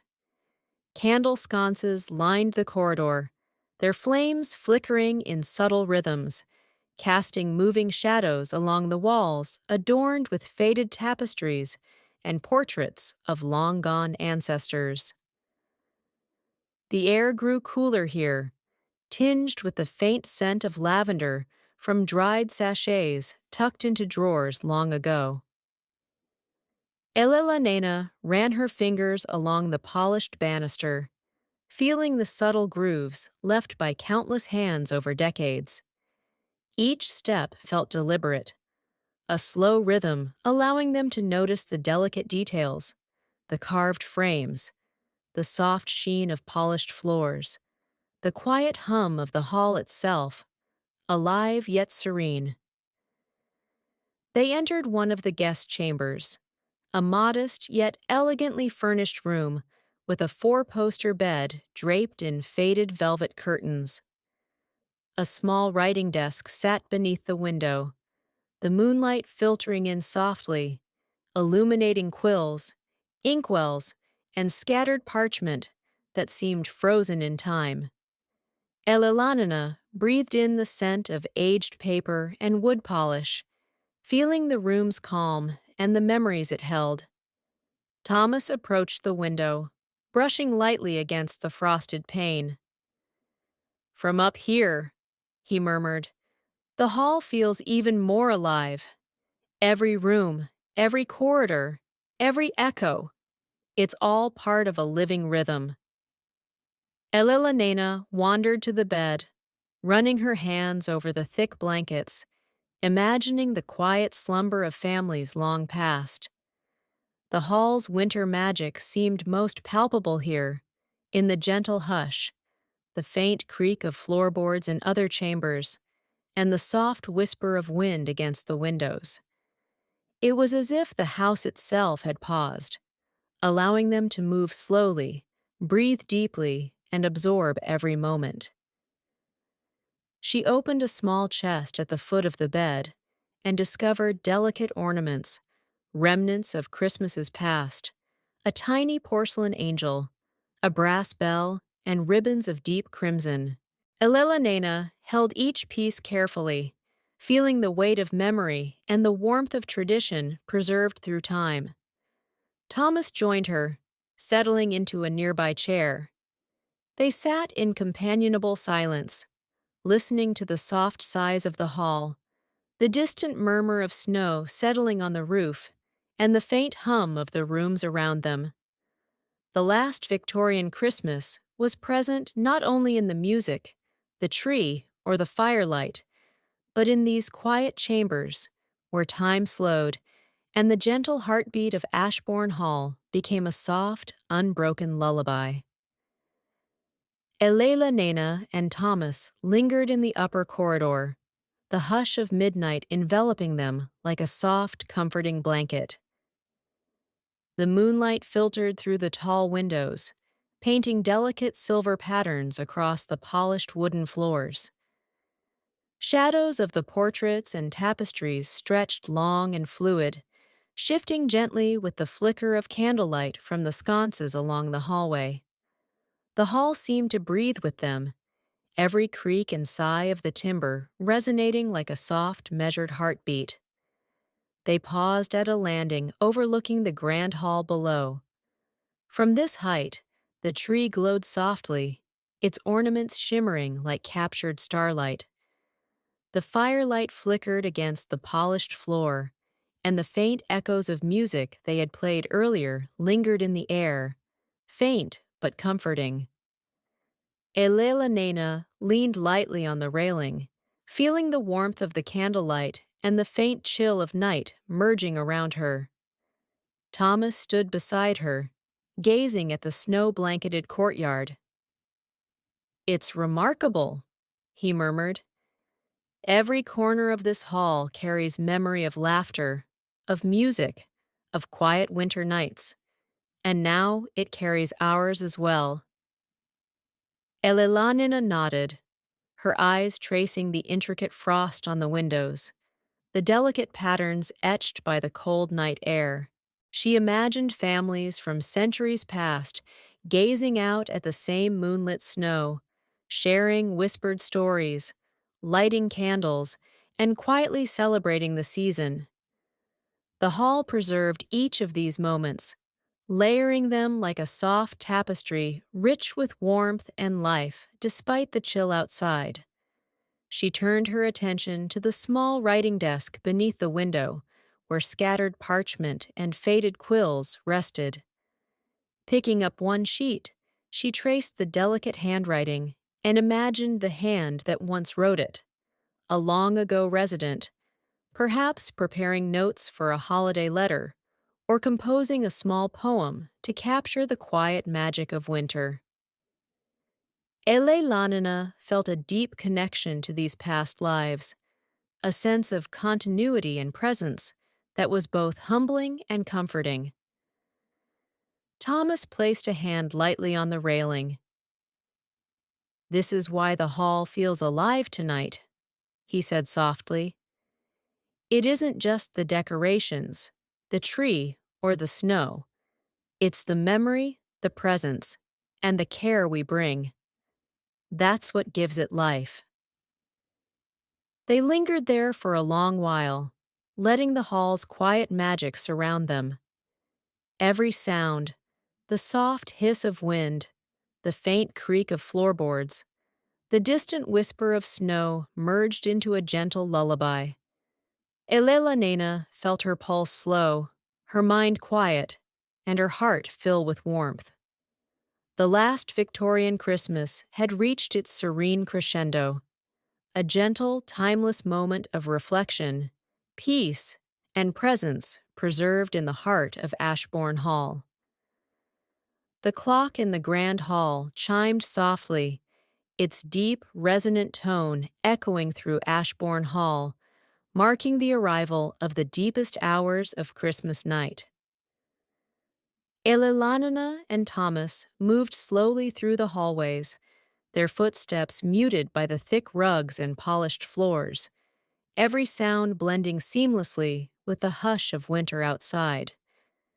The snow glimmered under the moonlight, casting silvery reflections through the tall windows and onto the glistening ornaments of the Christmas tree.